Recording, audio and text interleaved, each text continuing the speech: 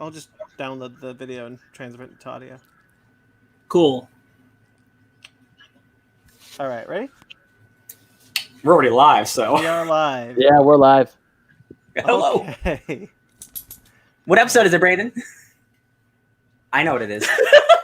184. I know what it is. We got there. Hi guys. Okay, we're live. Hey, We're live. We're live. We're here. I'm Brandon T. McClure, Fake Nerd Podcast. We're doing a live show because we're all quarantined in California. We can't leave our house, and Ben might have the coronavirus. We honestly don't know. But here's Ben Magnet. Hello. And down here is Sparks Witty and Ryan Eliopoulos. What's up? X-Men for life. Hi guys. Hey. How's quarantine life for you? It's kind of normal because I don't go out a lot anyway, so I love it. Yeah, I was driving around LA because we went to look at some places, and people are just golfing and living out their days. Man, and I'm just like, you guys, did you not see the news? Like pictures from Huntington Beach and like Florida and just like all over the world, people are still going out like it's no big deal. We just took our dog Luna out this morning to the park, and there's a bunch of families there, but they're like there in like groups of 3 or 4, and some of them are biking or like playing catch or something. And I'm like, cool, outdoor activity, you're social distancing, I get it. Then there was just a soccer game going on. Oh yeah, just like straight up a soccer game, and I'm like, what? Yeah, man, football's gotta happen.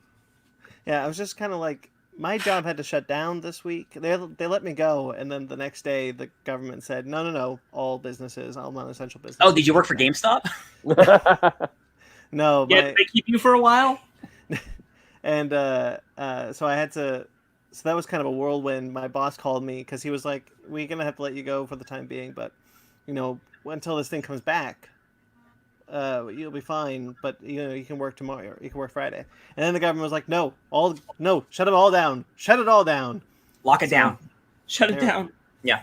Yeah, I had a similar thing where it was like so I got an email from work saying, hey, it's gonna be business as usual, and then we got another email saying, hey, we're definitely closing. Like it's the end of like another hour. I'm like, wow, you guys that escalated quickly. That did. Yeah, well, that's kind of been the thing about this thing. It's escalated so quickly. Oh yeah, yeah. Like, I obviously I wasn't there last week, but I listened to your guys' episode, and it was surreal. Essentially, watching all the sports just shut down in real time. You're the sports guy, yeah. Yeah, I was at the Dodger game, the only one game I got to go to for spring training before they all shut down. We were watching the game, and we got the news that the NBA was canceled, and we got nervous because the next day we were going to go try to see a hockey game. And next morning we woke up, NHL shut down, Major League Baseball shut down, NCAA completely shut down. So we're like, well, shit, what do we do now? What about ESPN 8 The Ocho? Did the International Dodgeball Championship, did it get postponed? I'm pretty sure it did. Son of a bitch. Yeah. Not the dodgeball. Not the Corona's taking everything from me. Corona's taking everything from us. So it was surreal. It was surreal last weekend, or a few weeks ago when I was in Arizona watching all this just go down. I was like, well, shit, what do we do now? Not a lot. No. What have you guys been doing through this quarantine, media-wise? Catching up on anything? Have you guys been doing some stuff? I know, Sparks, you put up a lot of videos on YouTube this week. Yeah, more like the last 24 hours, but yeah. Yeah. Instead of pacing it all through a week, it's all at once. That's how I like it. That's how it worked. Yeah.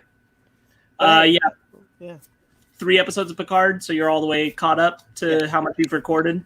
We're recording 9 tomorrow, so. There you go. Yeah. And your guys' Final Fantasy VII demo's up.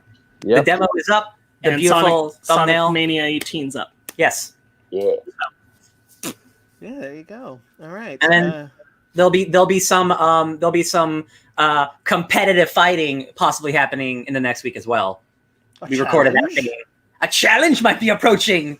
This is years in the making, I feel like. Ryan, I saw your list, so I'm going to go first because I've only got 2 things. Oh, that's surprising. Oh, man. I mean, to be fair, like, I'm not doing okay, I'll be honest. It's been really rough. I'm not sure if I have a job anymore. They say I definitely don't. I don't have a job. I feel you. Yeah, so I was trying to like figure out, take it one day at a time. Yeah. But I did catch up on 2 comic books only. no movies. Movie theaters are closed, so Yep. that worked out. But I did catch up on Ghost Spider, which is the new Spider-Gwen series, and I really like it. It's very charming. They just caught up with Outlawed, which is the new teenage event happening. And the Jackal from the 616 Jackal is in 65 now to try to kill Gwen Stacy there. The Jackal, that's the clone guy? Yeah. Oh boy. Apparently, he's the history with Gwen Stacy and blah blah. No, blah. it's there's. Oh, do you hear the cats, guys? Yes. Oh, it's gonna be like that for a while. Astra is going through some stuff. It's a horny cat. It's a horny cat. I didn't want to say it. Horny cat. Jesus. Yeah. So that's been really interesting reading the Gwen Stacy, the Ghost Spider series. Because as always happens with every spider, if things go well, things are going to go badly real soon. Oh yeah. And then I Also caught up on comic books. Ghost Rider, which is the new Ed Brisson series, and I'm really enjoying that one. Johnny Blaze is currently the King of Hell, and he is on Earth right now to try to kill all the demons that have escaped during his time, and he's mad at Doctor Strange for leaving him there. He's recently just taken Mephisto out of his. You guys read Damnation? Who read Damnation? Yeah. Mephisto was locked in a Las Vegas hotel. The penthouse suite was his prison. Yes. And Ghost Rider Johnny Blaze just kicked him out of that. Johnny Blaze also took the Spirit of Vengeance out of Danny Ketch, so Danny Ketch is just a normal person. He went to Limbo and became the Spirit of Corruption. Hey. So he's now a new spirit that's going to fight, and we actually have some news on the Spirit of Corruption later on. So it's a little sizzle there. But I found that series really interesting. I am like 1 or 2 issues behind, but I've been enjoying that series too. Yeah, it's a lot of fun. Yeah, I really like the art. I think the design of Johnny Blaze is awesome. I agree. I love the artist. I forget his name, but he works really well for that aesthetic. All the Ghost Rider stuff and demons. Yeah, there's a lot of really cool stuff with like Johnny Blaze can like manifest chains out of like the ground, and I love his cool crown. Stuff. He has a cool crown. He's got like a Hellboy crown. Yeah. Yeah, I think it's some really interesting stuff. I like it a lot. I agree. That's all I got. All right. Well, I'll just knock out all my shit because I did a lot this week. On Monday, I played a lot of Red Dead Redemption 2. Sticking with my Western motif, which will actually go into something else I talk about. The one thing I wrote down, because I played a lot of it, is I wrote down Civil War crazy drunk veterans. So it's 1899, and you're a cowboy outlaw, and your friend's like, hey, there's a bunch of drunk Civil War vets who just hang out with a bunch of weapons. Let's go rob them. And I'm like, hell yeah! So we go and rob them, but they're actually crazy, and they're just like throwing like Molotovs at you, and they're just yelling crazy shit, and they're all like 7 years old. And I'm like, this is weird and effed up, but it's really funny. And that's one of the funniest things I did this week. And I'm like, video games are odd sometimes, and I really like them. So that's the one video game I played this week. Something we did together, all of us, not Ben, I don't think. We played some Jackbox games together. We did. Yeah, it's a nice little fun video game. We all got together again. Yeah. Unfortunately, Ben, you guys did something cool this week that I wasn't there for, even though I was there for. I forgot to say that. Yeah. We interviewed Spark. We interviewed Mark Guggenheim. Oh, God. 3 years. 3 years. I know. Days are. Yeah. We finally got Mark Guggenheim. We finally sat down and interviewed him. That special is going up. It is up on Patreon right now because we got a Patreon listener. Joey Zahn. You're my boy, Joey. He just had a baby. Congratulations. Oh, congratulations. Yeah, he is our Patreon. So I made sure to upload some stuff onto Patreon this week. So I uploaded a bunch of that stuff, and as well as our Mark Guggenheim episode, our current one. Our last one is up on the feed now. If anyone wants to listen to that, it'll be up for a limited time. And then our new one will be up this Wednesday. Heck yeah. Cool. I wasn't on it, so I'm actually very excited to listen to it. It's good. I enjoyed it. Excellent. So I started watching a show called Altered Carbon. It's a Netflix original series based off a famous cyberpunk novel.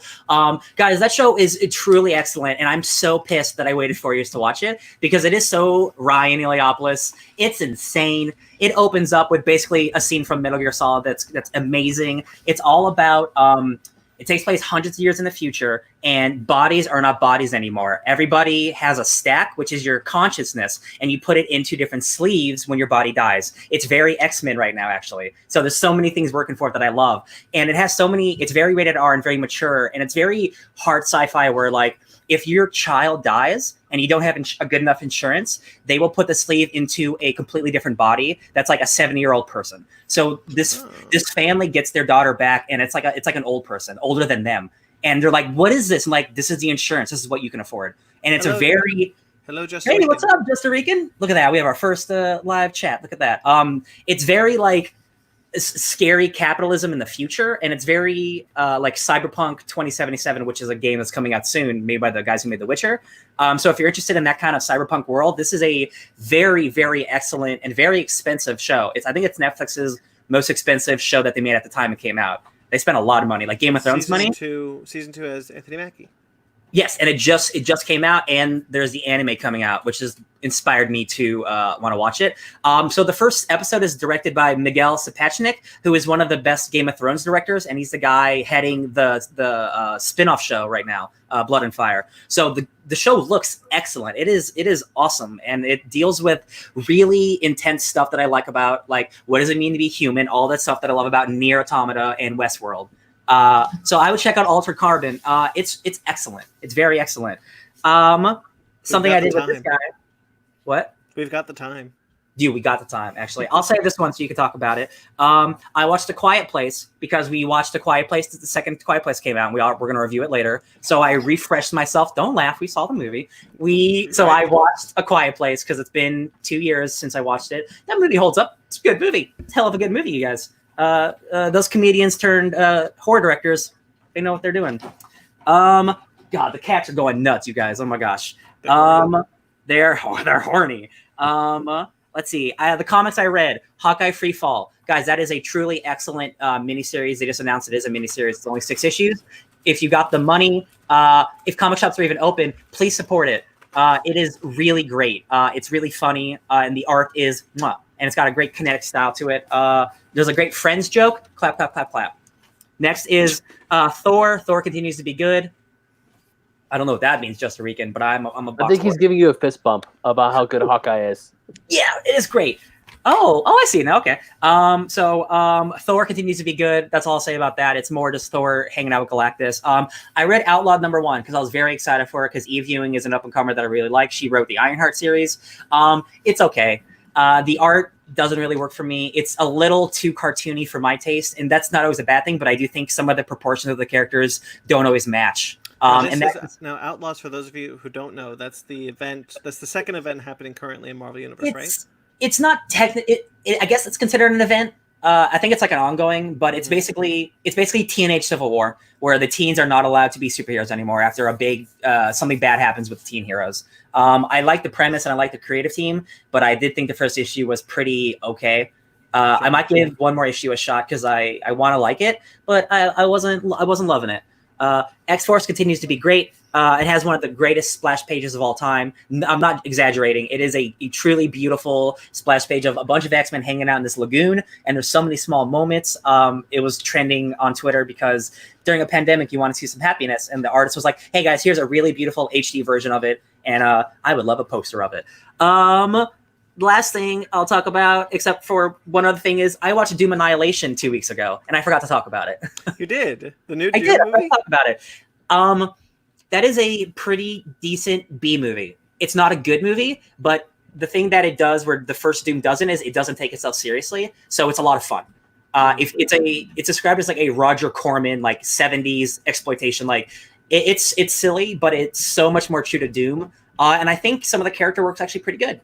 So if you can find it, I think it's free on Netflix still. I'd recommend it if you're into Doom. The last thing I'll talk about, guys, Animal Crossing. Hot dog. Thank God there's a quarantine happening because I'm going to be spending the rest of my life playing Animal Crossing. If you guys don't know what Animal Crossing is, what are you, living on an island? Get it. in the game. It's a life simulator like The Sims, but instead of you have to use the bathroom all the time and like deal with all these stats, you just live on an island and you build your island resort and you hang out with animals and you can customize everything. You customize your shirts, your coffee mugs, your posters. It's a great time. It's uniting the world like Pokemon Go did a couple years ago because it's just so wholesome. Doom also came out, which is equally wholesome. And everybody's stuck at home playing it. Everybody's stuck at home the same playing time. it. Yeah, so there's a lot of just cute little stories because it's a multiplayer game. So I've been getting a lot of friend requests from friends, and we're just visiting each other's islands. It's a whole lot of fun. It's awesome. Yeah, and I did some stuff with him, but I'll leave it to him because I just talked a lot. So that's me. He just lobbed the ball at you. What do you got? We've been watching Westworld, rewatching really to catch up so we can watch the new season together. We're almost through season 1. I know the thing he's waiting for me to talk about is we watched Batman and Batman Returns. Yeah. Oh yeah, the So I finally saw Batman Returns. You've never seen Batman Returns before? That's correct. I saw it for the first time last night. Luna's chewing right up here. Yeah, I really liked it. Yeah. Yeah, I thought it was really good. Say a few words because it's not the best Batman movie, but it's my favorite Batman movie. And you were definitely chuckling a little bit at times, and you said some words where I'm like, "Oh, that's incredible," and I agree. So I just want you to say why that movie is so cool. Things you like. Penguins. There's penguins with missiles strapped to them. I don't know how to top that. Yeah, it's great. Oh no, Sparks! How you top that is you have sharks with frickin' laser beams attached to their frickin' heads. Oh, that's later, everything that happened with Selena was a choice. Mm-hmm. They were interesting, and I like her overall. Yeah, it's not for everyone. The way she becomes Catwoman, I'm like, oh, this is a choice. Oh yeah. What's up? Oh yeah. I think Michael Keaton's overall better in the second one. Mm-hmm. The Batsuit's better too. The first Batman movie is really it's really just Joker's movie. Yeah, and Batman happens to be in it. Though, however, that's not a bad way to make a superhero movie. No, The Dark Knight did the same thing. I agree with that. I mean, obviously, like, it resonated really well for its time and everything. Like, I hadn't seen the original Batman in a long time, and then just watching it again, I'm like, oh yeah, no, it's still good. I just wow. And then Batman Returns, I liked so much more. Mm-hmm. So, as overall as a film. Yeah, I get that. Yeah, I was never too. I don't love the Burton or Schumacher movies. Schumacher movies, obviously, but the first Batman one, I think, is personally the best for me, and then Batman Returns is under it. But my favorite Batman film is always going to be Batman Begins, I think, until the Batman comes out. We'll see. I like Batman Returns most of the two, Batman and Batman Returns, because it feels more like choices and not like I'm making a movie. Sure. It feels more Tim I Burton. have reasons that I'm doing the things I'm doing, and the first one doesn't feel as much like a lot of the decisions are motivated by reasons, especially more when studio. you know like what Tim Burton likes to do. Yeah. I think that's why Batman Returns doesn't gel for me, is because it is more Tim Burton's movie than it is like a Batman movie. But that's not a criticism in any way. Yeah, I think if you dig that gothic approach that he's doing with it, then it's totally it totally works. There's definitely like choices that I'm like in regular like Batman. If I was being critical, like Batman comic book continuity stuff, I'd be like, but I'm not. I'm just like, oh, it's Batman Returns from Tim Burton. Yeah, so. Batman in this movie has a lot of similarities between Ben Affleck's Batman, where like he does kill people, but the difference is Tim Burton doesn't give a shit about Batman. He was asked to make a Batman movie, and I feel this Batman wasn't set up to be the comic book Batman. This is the studio's Batman, and then he was lucky enough to make a sequel expanding on that. So he does have machine guns on there, but it's still Batman to its core. Yeah, that's what I think. Mm-hmm. Have you seen the theory that the Weekly Planet did, which was that the Ben Affleck Batman is just the Tim Burton Batman, but 20 years later? Yes. I kind of like that. I could see it. I don't think it fully lines up, but like it's a fun theory. Yeah. I think after Justice League, it doesn't line up quite as well, but Batman v Superman doesn't necessarily. Yeah. Branding. I don't know if he would brand people though. What? 20 years later? Maybe. I've been dumping. He put a bomb in someone's pants. True. He did put a bomb in someone's pants. Sorry, I've been dumping some time into Sonic Generations because that went on Xbox One for free, and so I decided to revisit it. to scratch that Sonic gaming itch. I really need to put some time into Doom, but that's that's a little harder to do these days because Megan and I are always around each other. We played some Overwatch. Oh, we did play You and Overwatch. Ben and I played some Overwatch. Yeah, we with did. That was fun. friend of the podcast, Pi. That's true. We're probably going to play more very soon. Yeah. Very Yeah. soon. I've been, so the times, I guess to jump into my week real quick. So I actually have been going to work because my job is essential for society, apparently. And there are times I'm coming home and I'm checking my phone and saying, like, are we playing Overwatch tonight? Are we not playing Overwatch tonight? Okay, guess no Overwatch tonight. That's fine. Can't And stop then, the mail. yeah. And then Friday morning, I woke up and it was a little hard for me to breathe, Mhm. which was not fun. Right. Because one of the symptoms of the coronavirus is shortness of breath, and the other two are coughing and fever. And I'm also asthmatic, so it could be allergies, but it also could be not allergies. So we don't know. Right. And also being asthmatic puts you at higher risk. Exactly. So I'm talking to my mom because I was supposed to take her to the airport early Saturday morning, but her flights got canceled. And then she was saying, "Ben, are you okay? Is it hard for you to breathe?" I'm like, "It's a little hard for me to breathe." So I called the doctor. When I finally was able to talk to someone, they said, "Okay, walk me through it. What's going on?" And I told them what was happening, and they're like, "All right. Well, the good news is your symptoms aren't severe enough for a test because there's so limited number of test kits for the virus right now that we have to really pick and choose. And you said you don't Thanks, have a fever." Obama. Okay. Anyone remember Oh, that? I remember that. remember it. I remember. Oh Lord, do I remember? So then it was okay. You're not dying, which is good. So just monitor yourself, just quarantine yourself, and if it gets worse, call us. But just for now, just stay indoors.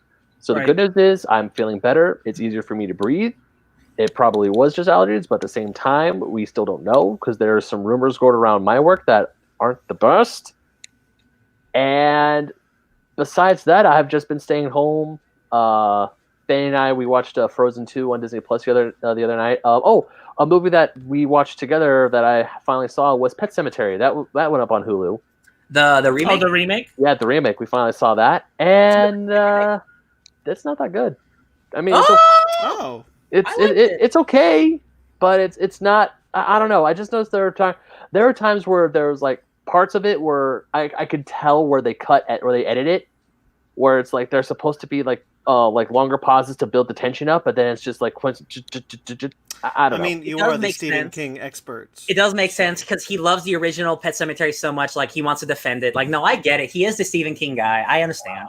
I get that. I understand. I mean, You seeing know his source material better than anyone. I mean, seeing the cat was freaky. Like when the cat came back, when Church came back to life. Yeah. I'm like, okay, that's messed up. Okay, like straight up, real quick. The creepiest moment in that movie is definitely when his undead daughter is laying in the bed next to him and says, "I can hear the trees." Yeah. What the hell? I mean, when she See, comes, that's why it's so good. props to that actress when she comes back after being dead. That I'm like that she's good. She just like ups the creepy factor tenfold. I agree.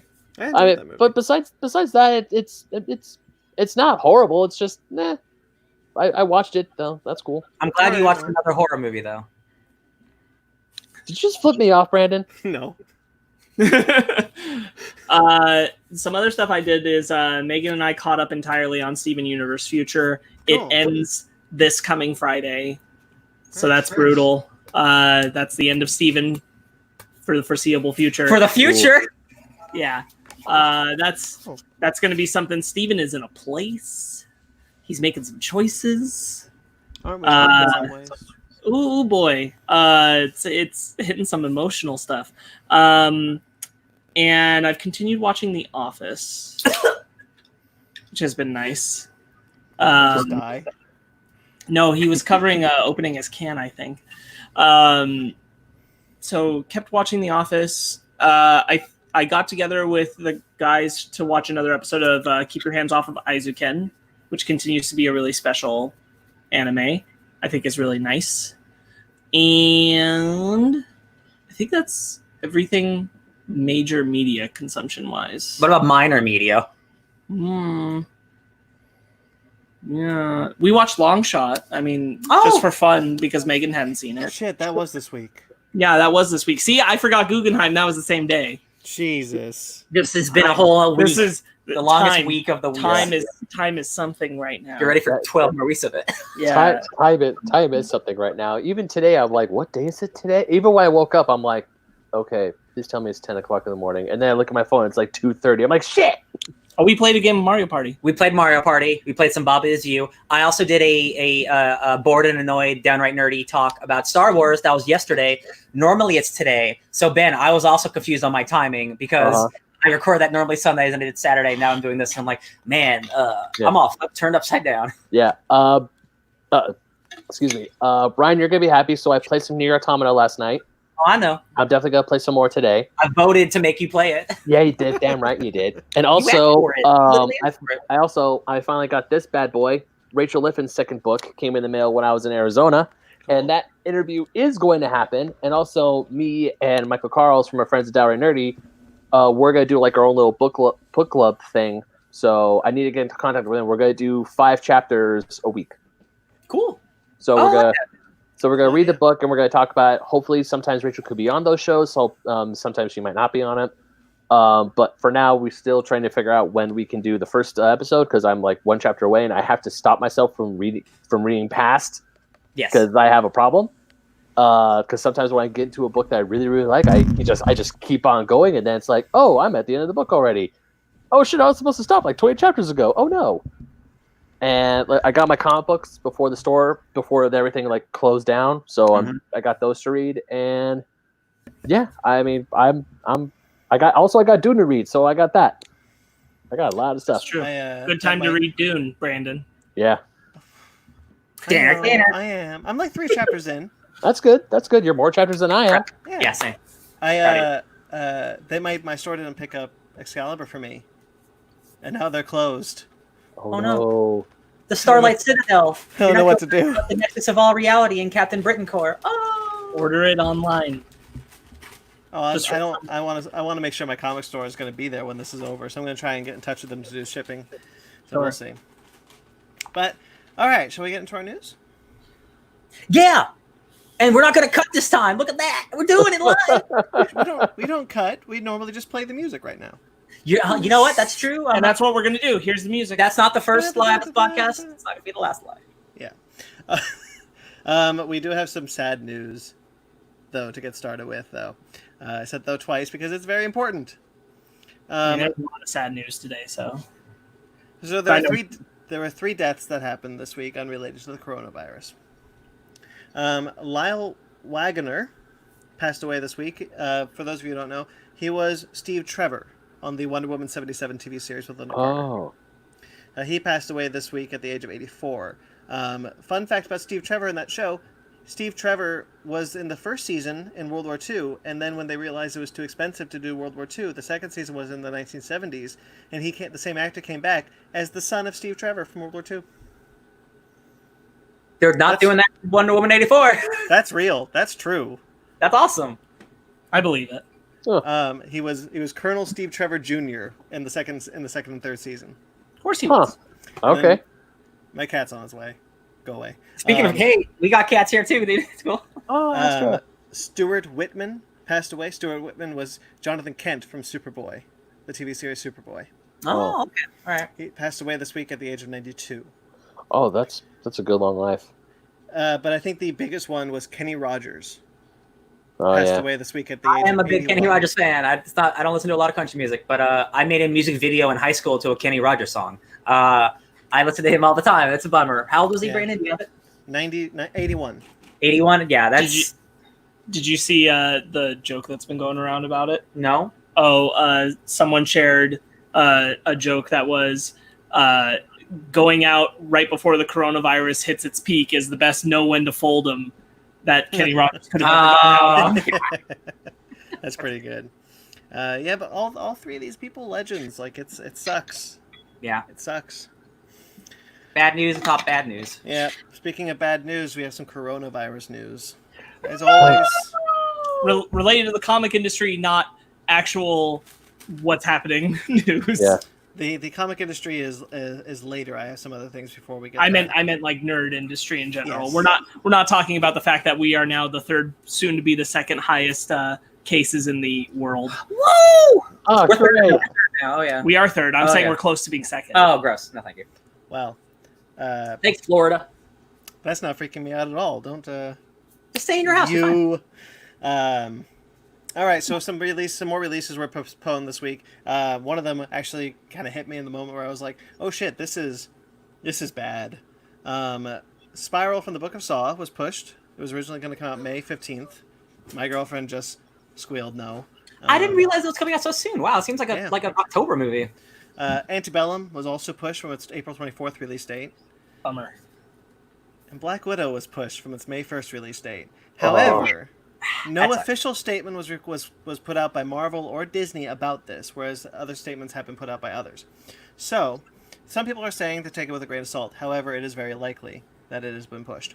100%. I'd say it's really, really likely at this point. Yeah. What that was the one where I was like, oh shit, this is not going away anytime soon. Yep. Nope. And No, also it is not. Fargo was pushed from its release date. Season 4, I believe. Yes, season 4. Yeah, it's been pushed a bit, and it's got a shorter season because of the Because virus. of production. Yeah. Yeah. We still just from talking to Guggenheim, we still don't know what effect this is really going to have on television at this moment, because a lot of shows had to stop production before their finales, and it doesn't look like they'll start up before those finales would have aired. Yep. Yeah. So Reruns. we do not know how that's going to go. A lot of shows are just going to stop without having proper finales. Yeah, that's going to be difficult. Some shows like the CW shows have been picked up already for other seasons, so perhaps True. they'll be fine. But so many shows just aren't going to finish out their season. So I know I'm wondering right now, especially with the CW shows, because they've all gone on hiatus at this point. The superhero shows, I'm wondering if most of the Arrowverse shows will just stay on hiatus till they can finish production and then come back as a weird late summer season. It might. Agents of S.H.I.E.L.D. is being talked about a lot. They want to get Agents of S.H.I.E.L.D. released early. That whole season is done. That 7 Yeah, seasons is done. the cast is pushing for that. They're like, the audience needs Agents of S.H.I.E.L.D. right now because they're stuck at home. And I'm like, why do they need to be punished? That's not fair to the people who like that show. Oh boy. I will negate it. Oh, You still that's- watch all the CW shows, so I'm going to let the Agents of S.H.I.E.L.D. fans have their shit. They can have it. Take that. I told him, Astra. Oh, right. that was a good burn, Sparks. Holy shit. Some productions have been halted. I'm surprised that there are any still in production. But Avatar, I'm sure they're on 4 at this point, has been halted. Which, Whoopi, you could pick up at any point. The Matrix 4. The Lord of the Rings stopped production. They were in pre-production, but they're stopping indefinitely for now. And, guys, I'm sorry to say, but Fantastic Beasts 3 stopped production. It was in production? I guess so. Good. Oh, no. I don't care. Please lose those beasts. So I... Hey, some people still like Fantastic Beasts. So I put up. We talked about our Patreon up top, and I put up a thing on. I put up our review of. One of the episodes I put up on Patreon was our episode where we discussed that Fantastic Beasts was going to be about 5 movies, and so I've got a little running joke in the descriptions of each Patreon episode. So I had a thing where it was just like, I don't know what we talked about in this episode. All I remember is now being disappointed that there's 5 Fantastic Beasts films coming out.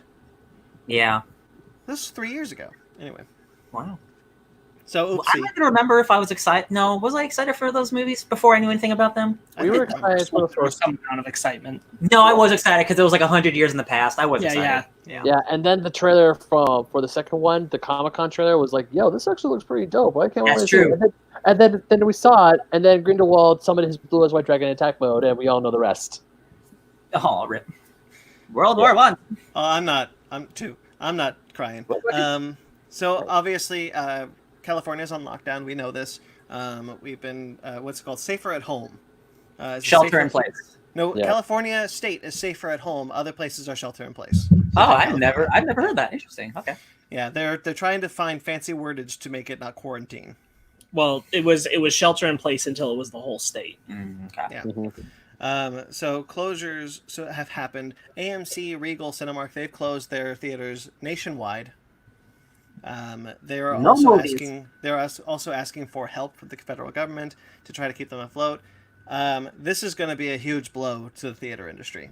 Oh yeah. This is going to be a huge blow to every industry. Literally every industry. Well, Everything I want is to getting hit. home in. I want to home in on the industries as we talk about them. Yes. So right now, the theater industry, it's going to be obviously irrevocably changed when they are able to play movies again. China is already looking at what releases they can get up so that they can have a kind of a jump start to their theater industry. I wonder if a similar thing will happen in America. I can only imagine so. People like movies. Movies are Yeah. gonna come back. I hope so. I have no doubt that the movies will come back, but we've seen a lot of releases, and we'll get to that in a moment. Released on VOD could change how we distribute movies. Movie because of theaters. this. Movie theaters won't go away. We talked about it last week. We talk about this all the time. I Like feel movie theaters won't just stop existing. There may be less of them. That's very likely. Well, what I'm talking about specifically, I think the ones that are going to be hit the hardest are the independent theaters, the ones that don't make a lot of money. Those I agree. ones, I don't think. Like, we have a theater in LA called Lemley. It's a great theater chain.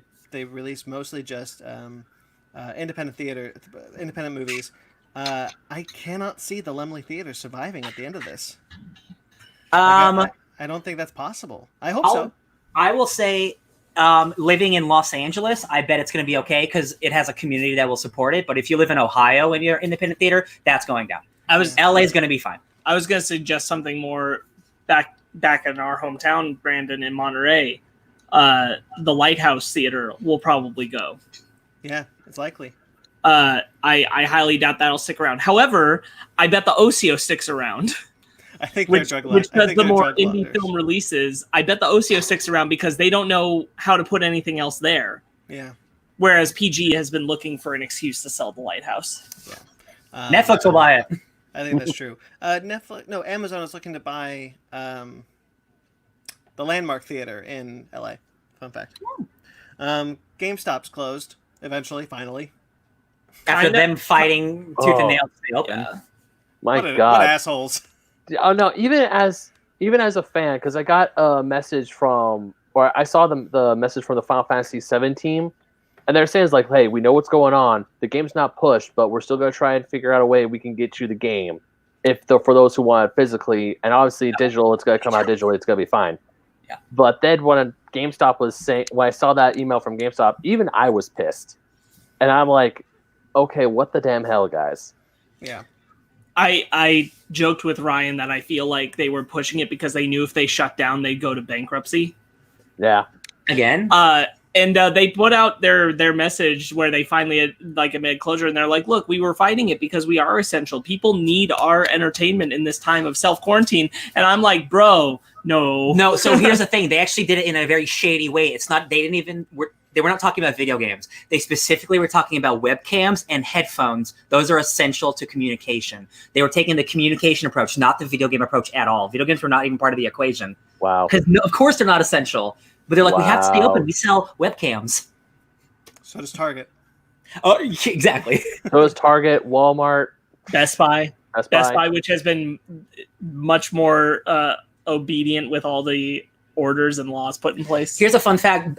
Ben, you know Reggie Fils-Aimé, who used to work for Nintendo, right? Oh, I know this. I was actually gonna ask if this was on the news or not. No, it's. I guarantee it's not. But he is now the president of the GameStop. He's the guy who ran Nintendo for like a decade and made them the best that they are right now. So it's super weird that he's taking over this company that's near defeat.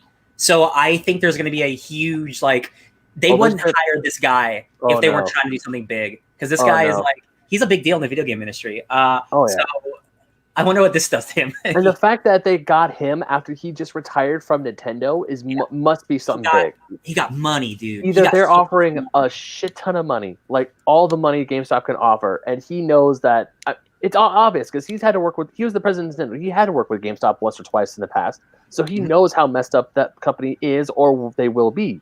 So, and knowing Fils-Aimé, what he did with as the president of Nintendo America, seeing the marketing for just Nintendo and how big it is today, it's like I'm pretty sure Reggie Fils-Aimé could pull GameStop out of the grave. I'm pretty sure he can make it better. I don't think at this point. That dude helped launch the Wii, which is like the highest selling console like of all time. Like that dude is so smart, a business smart. He can do things at GameStop that we haven't even thought of. Like he can turn it into a real arcade, or he could turn it into something we don't even know yet. Yeah, I was gonna say that they have an opportunity because of the quarantine to rebrand. Oh when they come back, they talked rebrand hardcore. They talked about making it like a casual hangout place where you can like hang out and play games and stuff. They talked about that, but they haven't done it yet.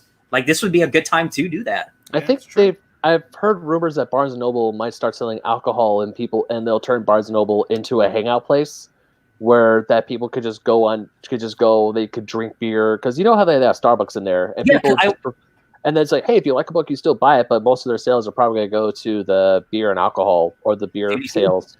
Get a glass of wine and like read a book. Oh God. Oh my God. And I see that's the thing.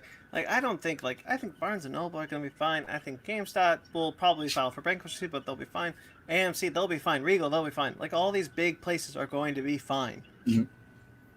But some of the smaller mom and pop places, the independent places, those places are gonna take a serious hit. Oh, absolutely. And of course. They're not going, and in some cases, may never be able to recover.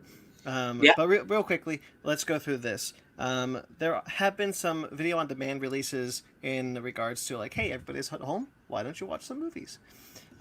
Birds of Prey and the Fabulous Emancipation of Harley Quinn has been released on video on demand, which does not mean it's on a streaming service. I know a lot of people say it is. It's not on a streaming service. You can buy it for $20. And you can own the digital copy of that movie. In 2 days, right? The 24th? I think now. Oh, the 24th, you're absolutely right. The 24th, you're right. Bloodshot. Do we know if that is like having the digital copy with the extras and everything, or is it just... It is, I double-checked, it is extras included. Okay. So it is the digital copy of that movie with extras. That's pretty nice. That's awesome. That's really nice. Bloodshot is another one of those that's going to be released. That was the most significant one because it just came out. It does make sense. And that will be released to own, which I thought was interesting. Universal kicked this all off with The Hunt, Emma, and The Invisible Man. Both, all three movies that are in theaters right now. The Hunt had its release just before the quarantine. They will only be for rent, however. You can rent those movies for $20 for a 48-hour period. And they're not 4K, it's regular HD, no special features, it's just a rental period. Which I think is kind of smart in its own way, truthfully. I think there's been a lot of discussion of like, is this too much money? If you go to a movie theater on a packed Friday night, you're spending more than $20. Yeah. So like, I think this is perfectly cool. If there's more than one person watching. Yeah. Mm-hmm. No. If we lived in LA, I would go spend $15 on a movie ticket and then buy a $7 popcorn and a $5 drink. Sure, but that's not true all across the board across the country because, for example, like we could go for $4 individually. No, of course. That's also a smaller theater. No, I know, but I'm saying like this is just across the nation, and most theaters don't charge LA prices. Yes. So $20 is not a bad deal, is what I'm trying to say. It isn't. It is to own personally because I've been spoiled with A-List, which they paused, thank God. I don't really want to spend that much money to rent a movie. Because I don't really spend that much money to watch a movie in theaters, but that's just me personally. I don't want to say what other people can or cannot do. Trolls World Tour is going to have a day and date release. However, I cannot tell if it's to rent or to own on April 10th. I couldn't find the information there, so it's up in the air. I don't know. It's likely to rent, I imagine. I would imagine rent as well, but there was no clarification, in at least the articles I read. Yeah. Onward, however... That's one of the most major ones, too, because Trolls 2 didn't release before all this happened. Right. That's the one that's coming out without theatrical release having happened at all. Yes. The theatrical release was supposed to be April 10th, and then will be a digital release. Theaters where available, but the digital release. Yeah. Onward, however, is going to be released... Excuse me. Onward is going to be released on April 3rd on Disney+. It's smart, man. They're going to get so many more. Wow. And it's on rent or buy it right now. I believe to buy on video on demand. Yeah. Right now, I saw a few commercials of it online, and Onward is ready for Movies Anywhere, like the Movies Anywhere app. It's ready for you to buy right now. So them putting it on Disney Plus on April 3rd, it's actually pretty smart. Yeah, Especially I since think everyone's so. because I figured it's like, okay, if it's gonna be if it's ready to buy on digital, they're gonna have to put it on Disney Plus soon, and they're putting it up there in about a week. So Well, I it think makes it's more sense. so. I think it's more so that Onward's theatrical run would have been done by now anyway. Yeah, So you know what? Yeah. People are home watching things. Why not?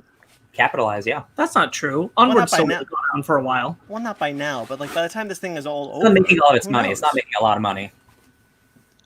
By the time this thing is all over, like who knows? Mhm. We don't know when the theaters are supposed to be open. Like, sorry. Oh no! oh no, you cut out, Brandon. Can't hear you. I got There you. you go. There we go. I clicked the Hey. mute button. I'm sorry. Oh, you're good. What were you saying? I had to readjust. No. Before that. Oh, I lost my weight. My counterbalance weight. My bed tilts. Oh. Not like that. Hey! There were rumors that Wonder Woman 84 was going to have a day and date streaming release. However, Warner Bros. Has denied that. They are not planning on doing that. That would be so cool. Like if like that's the test, like can they release a $150 million movie digitally? Will enough people see it while there's a quarantine? I think it'd be such an interesting experiment that of course they're not going to do. Well, I think it'd be more than that. It's June. Its release date is June. Like I think Yeah. they're hoping that by that point this thing is done. yeah, hopefully. Yeah. Well, I think that's why it hasn't brought up. Yeah. I probably when it gets closer they might reconsider, but as of now, there's no reason to think that the theaters won't be reopened by June. The Yeah. law is only until mid-April, so Yeah, that's true. who knows? I mean, I just want to say, like, that's the law, but, like, health officials are saying until we actually crack down on lockdowns across the country, we're looking at least beyond 8 weeks. I mean, look at the escalation, how it's been. Like, if it stays like this, like, oops. Yeah. Oh yeah.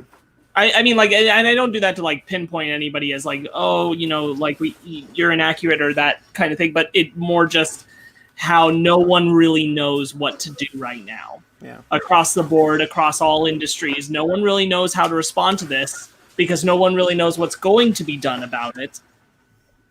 So, you know, I just was looking at a thread of people talking about, hey, how come we can, like, order hotel visits? Something is really loud, by the way. No, it's Zara. She's setting up a thing. Okay, that's cool. How come hotels and reservations like that are available right now for Disneyland starting on April 1st? Not you smart. know, or Disney World, and it's like, we know that's not going to happen. Come on now. Well, So- I think in regards to like these big movies like Black Widow or Wonder Woman, the issue comes up when they need the international box office. Like they need the box office right now. VOD and streaming does not make the kind of money that an international box office will. Right. And that's a good point, is because these could be fine in June globally, but not here. Right. Not in the US. The theaters might be open again in China. They might be open in most of Europe at that point, but not here. Right. No, I don't know. We'll see what happens. Now I've picked up a cause. I don't know if you guys saw on Twitter. I've been retweeting a lot about comic book stores and how they need our help. So before I get into this type of news, I want to just say, if you can support your local comic book store, please do. Many of them have already had to close their doors permanently and will not be reopened when the quarantines are lifted. Every comic book store is an independent store. And so if you can help your local store try to weather this out, please do. They will appreciate it. And you know what? Let's not let our favorite medium die. Comics will always be published, but the direct market is something special and shouldn't be let go. Whoa! I'm sorry, the sun just came up. I saw it. She's got a new light box she's testing. That's what happened. Nice. Okay, but so Diamond has taken it upon themselves to try to do something. What little they can do, or they can really do a lot, but they decided to do very little. They will, however, allow stores to... For those of you who don't know, by the way, Diamond is the distribution company for all comic books. They're a monopoly. They are the only ones. And they suck. But they will allow stores to pause their accounts during this time, which is nice of them to do. And Free Comic Book Day has been postponed. There was talk of making it the entire May, so Free Comic Book May. Free Comic Book Day is always the first weekend of May, but now it has been postponed until later in the summer. That puts Grandpa on a lot of events coming up in the summer. Now, mind you, the reason why the comic book stores are going to suffer a lot during this time is because they have to keep bringing product in without selling it for when they reopen. They can't stop their accounts because comic book companies aren't going to stop. What are they going to do? Not get the new DC book? Yeah. Like, it's going to be tough for them. It's a very interesting situation because it's not like a movie where one movie comes out in June. It's comics come out every single week. Yeah. It is like they're crunching all the time. Comics are coming out nonstop every day. So yeah, like I think they're still trying to figure out what the hell they're going to do too. We were talking about this when we were heading to the comic store, that it feels like the whole industry should just pause, at least as far as distribution, and then just resume as if it was the big week when everything was shut. Yeah. Mm-hmm. Yeah, so I agree. But Diamond would be the ones who would have to do that. They would have to make that call. I know, and I'm like, why not do that? They stand to lose more than they gain by not. Just halting all distribution. Everybody's hurting. Nobody can buy anything anyway. Yeah. Right. Now, Image has, for their part, has tried to do what they can. There's an open letter I've linked in the description below, so please check that out. Image has called upon their fellow publishers to do similar things. They are offering full returnability, and they have canceled unnecessary titles, such as reprints or second printings. So they were only going to release their normal printings throughout this time, and if they cannot be sold, they were asking for them to be returned at no extra charge, which is unheard of. Image does not do that. DC is the one who does full returnability, not Image. But it's just recognizing the situation everyone's in. I want to say that Marvel at least Marvel, they also said that they're going to do returns up to like 3 weeks or something. Okay, we'll get to Marvel. Okay. The comic book industry is a little mad at Marvel. Yeah. So they released an open letter. So other distributors, the smaller ones, Aftershock, Dynamite, they have done similar methods. Aftershock is delaying all shipments for like 3 weeks, I believe. 6 weeks, I think. Dynamite is limiting their titles to 6, so only 6 titles are going to be released during this time from Dynamite. And they've canceled all their merchandise. No comment from DC. It's important. DC has not made a comment yet. So who knows what DC is planning on doing. Marvel will offer deep discounts. And that's it. What does that mean? What the hell? What does that mean? That means that you can discount the comic books so that you may get them. But you have to keep getting them. And you can't return them because Marvel doesn't do returns. Oh, well, that's messed up. That is messed up. Yes, it is. So a lot of people are like, kind of like, you have the power, Marvel. Marvel and DC have the power to just be like, we're not putting out comics for like 3 months, 2 months maybe. Yeah. But they're just like, but DC, to their credit, had not made a comment, so I'm not going to blast DC. But Marvel's just like, we'll discount them. Don't worry about it. We got you. And again, like, it's just a lot of everybody not knowing what's really going to happen now with our entire economic state of being. Just what is the country going to be like for the next 2 months? Yeah. And because they're leaving, just like GameStop did, they leave far too much to chance until the last minute when they are forced to do something. Yeah. And they should just be being more proactive for the people who support them. A lot of industries that should be more proactive at this point. Absolutely. My comic shop, Earth 2 Comics, for their part, they tried to do curbside pickup.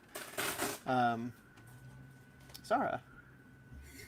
So they tried to do curbside pickup until they were forced to close. Most comic book stores are doing shipments.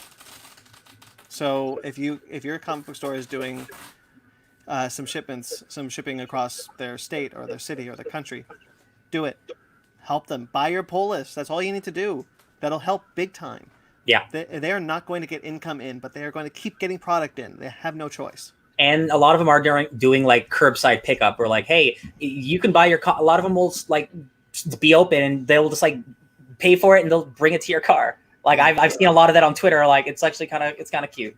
Yeah. And yeah, let's be clear. Like in California, we're all supposed to be shut in at this point. They are a non-essential business. They should not be open and having you come in. Yeah. Frankly, be careful of that. I'm not saying like you report them or anything, but maybe recommend to them that they should shut down before someone does, and go to shipments or curbside pickup or whatever. But can no you Postmates comic books? No. So there's a company that's trying to do it. Smart. Like I think Comics Hub and CBLDF are trying to find ways to make this happen. CBLDF is the Comic Book Legal Defense Fund. They are trying to get some money allocated to try to help comic book stores in this time. Like a delivery pull list system, that'd be so smart. Holy shit! Which is a good idea. But like, my point being, like, stress with them because like it could be far worse for them if they get slapped with a fine right now. True. Just encourage them to. It's for your own health. It's for their health. It's for everyone's health. Encourage them to not have you coming into the store if they are still remaining open. But definitely see if there's something you can do to purchase your pull list, do the shipping, or all that kind of stuff. And this is not the current situation across the entire country. So if you don't live in California like we do, and your stores are still open, go help them out right now before it gets worse, and you can go there because it's gonna get worse. Yeah.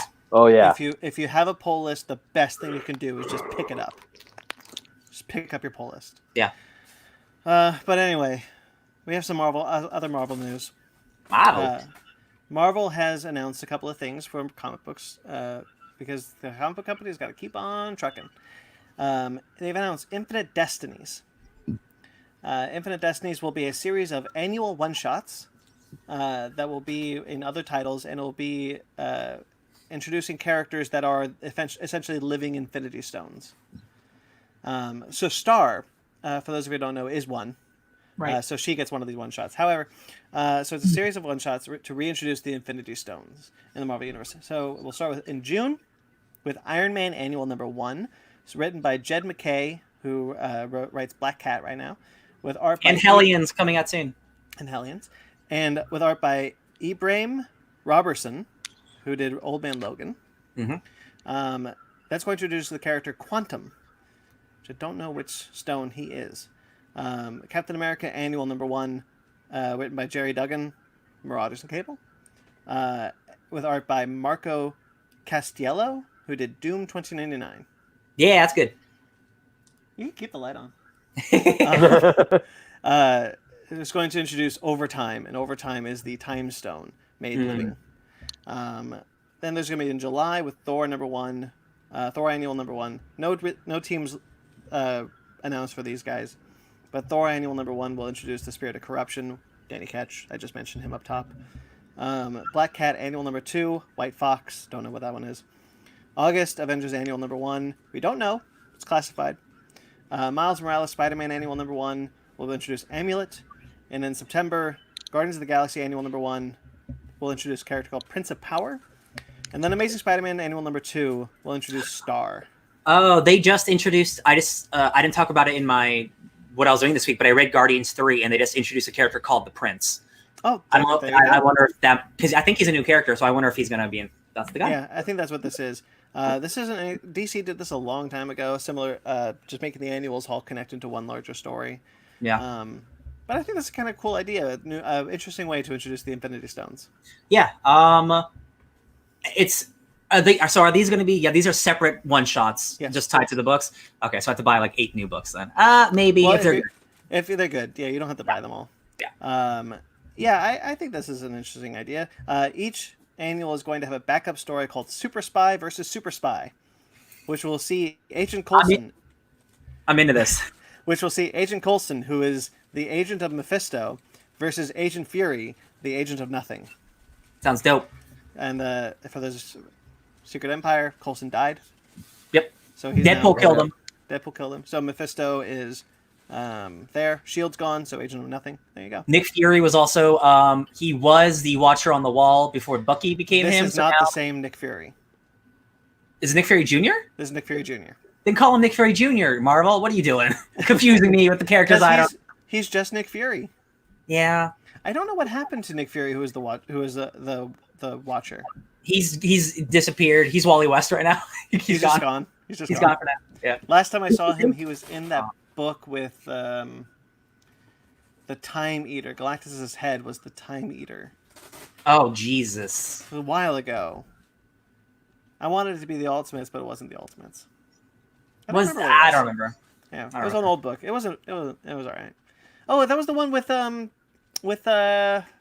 Agent Carter as Captain America in one timeline. Not Infinity Wars. No, they went through a different timelines. They went I through, don't know. They hopped through different dimensions. Whatever. I don't remember. So yeah, okay, that sounds cool. New Warriors had some announcements this week. Sure did. Spinning out of Outlawed will be a new title called New Warriors. It's not new; it's had a couple of incarnations before. They've been around for decades. Yeah, this New Warriors series will be written by Daniel Kibblesmith with art by Luciano Vecchio. Mm-hmm. It's going to be new heroes mentored by the original team as part of the government's attempt to regulate teen heroes. Fun.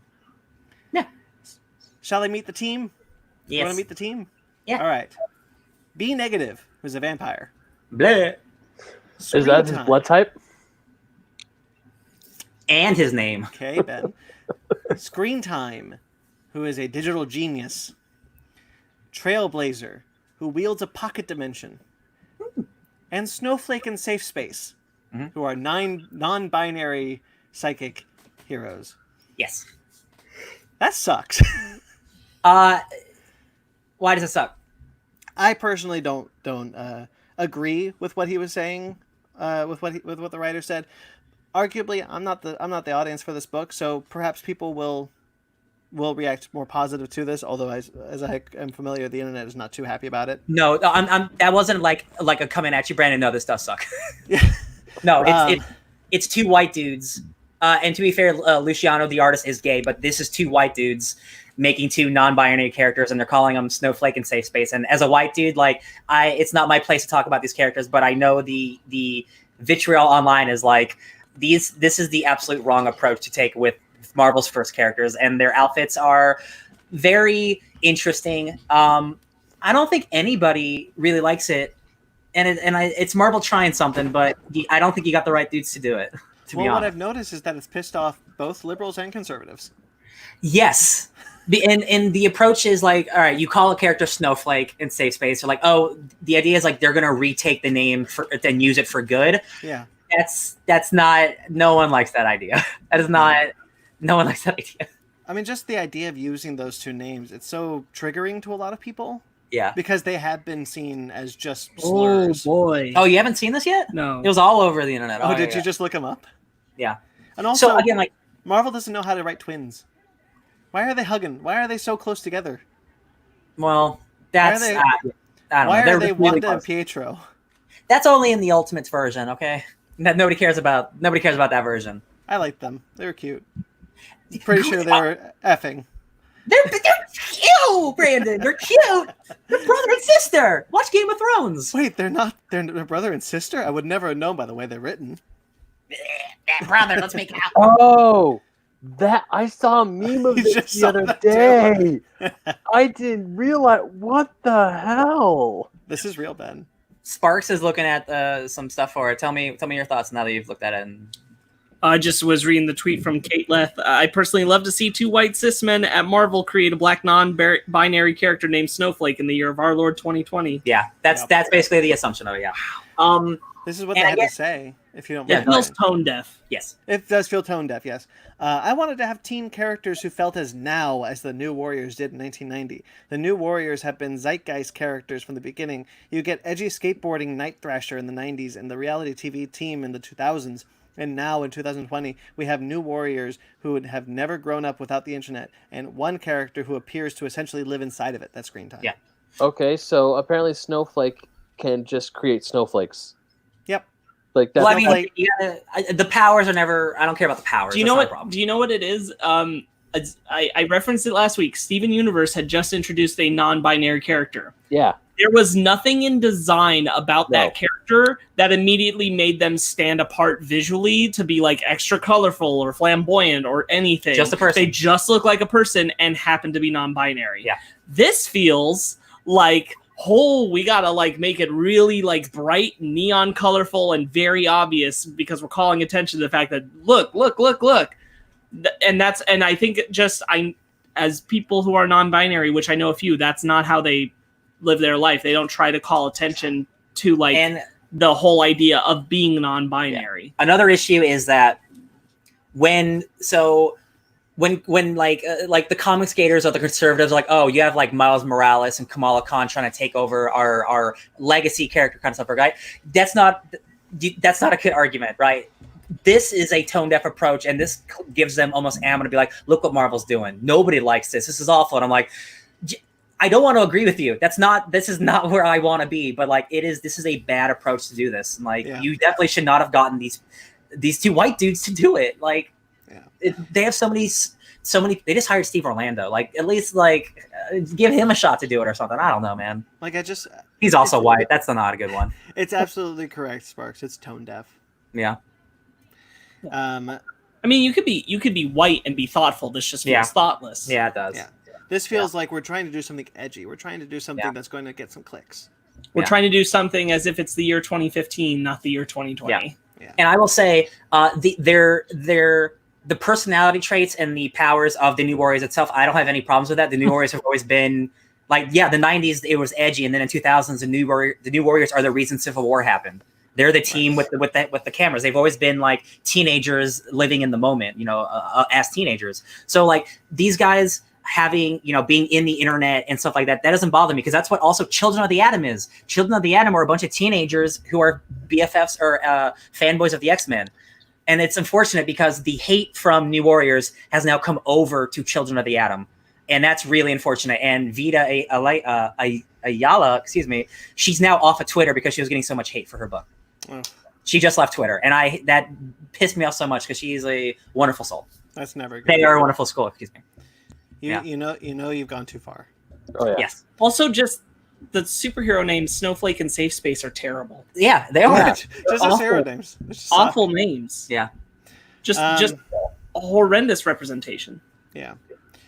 Well, anyway, I kept reading through, and I saw like the reason why they call that is because of their powers do this, so that's why they're called that. It's like, you can still think of something better than Snowflake and Safe Space. What the hell? Yeah, no, they're called that because you decided to name them that. Oh, and listen, like, you got to realize there's also characters called like Iceman. So like they're bad names. Like it's the fact that they made them a non-binary teenager who's like, we are actively combating the use of Snowflake. Like, we're gonna take it back. Like, that's not what you do with a name like that. No one wants to reclaim that. No one wants to reclaim that. Yeah. All right. Well, anyway, you guys, anyone of us reading Black Panther by Ta-Nehisi Coates? Not anymore. I'm behind, but yes. He is. I know he's ending. Yes, this is the news. He is ending his run with a 40-page issue. Issue number 25 will be his last issue. Yeah. 25. That doesn't feel like a long time. No, it doesn't. It relaunched when it became the intergalactic nation of Wakanda. Yeah. Oh, okay. I didn't know that. So he's ending. Ta-Nehisi Coates is writing some great stuff. His Captain America run's pretty solid. I'm also behind on that, but it's been solid. Well, now's the time to catch up. Now is the time. Mustard. All right. Anyway, so some Star Wars news real quick. Really only one thing came out, which was really interesting. And I'll be honest, I don't 100% believe it. I'm not shocked, Brandon. What? I'm not shocked you don't believe it. So Rosario Dawson has been reportedly cast as Ahsoka Tano in The Mandalorian Season 2. Now, that's not the news I don't believe. Oh, okay. I don't believe that we are now hearing it's going to be a backdoor pilot to a live-action Ahsoka Tano TV show. So that's what came out of this. Now, the reason why I don't believe that is because I don't think Dave Filoni would screw Ashley Eckstein like that. Yeah, I don't believe that either. Yeah. Dave Filoni is working on The Mandalorian. I understand that he would probably want to have Ahsoka Tano on that series. Rosario Dawson's a good pick for her. But to do a series for Ahsoka Tano and not have Ashley Eckstein on that series, that doesn't feel right to me. No, it doesn't. I already don't love that Rosario Dawson is cast out of fan casting instead of letting Ashley Eckstein play the part. Yeah. But yeah. Now the other thing that worries me is if something like this were to happen, Rosario Dawson would become the voice of Ahsoka Tano. That always happens when a live action character is cast from an animated Saw Gerrera. Not a great example, but it is an example. The live action characters always bring their voice talents to the character after they've played them in live action. I would argue that she's a little too iconic to the character at this point, if you know. It's just a worry. I'm not saying it is. No, I understand. And I still feel like just the general idea of Rosario Dawson playing this role, like it'd be one thing if Ashley Eckstein had just played Ahsoka in Clone Wars. Yeah. But she didn't. She's been the voice of Ahsoka in Rebels. She just premiered on Clone Wars again. And she's back on Clone Wars, and she was in Rise of Skywalker. And she did a whole book. She did an audiobook. And she did a whole audiobook, and she launched her universe as a company off of her platform of being Ahsoka. Like, she is so iconically and intrinsically tied to that, and is honestly like the first true female Jedi canon representation character.